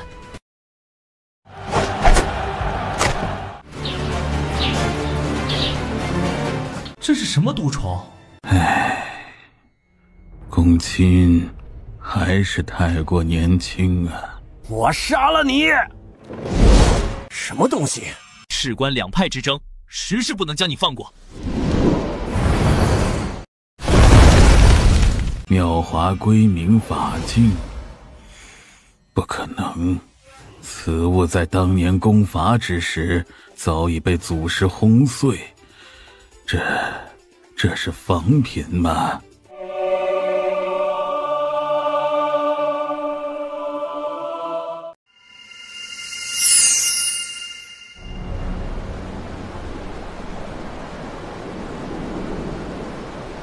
竟是被吴长老寻到了法子。他钻研此道已久，自当有所回报。虽是不如传说中笼罩四野、震盖天方的威势，对着一个筑基后期的喽啰，也该够用的。你这是要耍什么手段？自然是拜你的手段。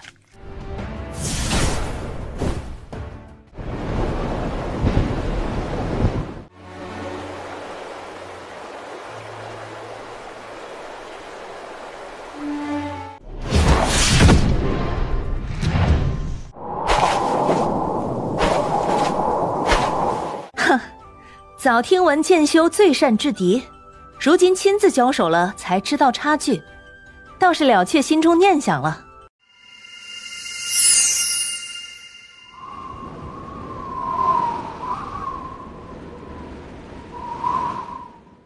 第21位长回门乔平山邀战第12位。灵真派柳轩应战。承让了，嘿嘿呀！胜负未分。道友这话还早了点儿。对单一道是那位？啊，这如何可能？灵真派柳轩上！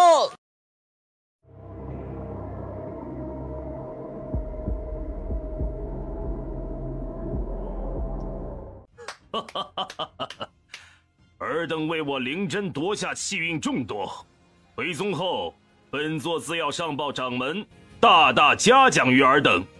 斗战辛劳，且入座吧。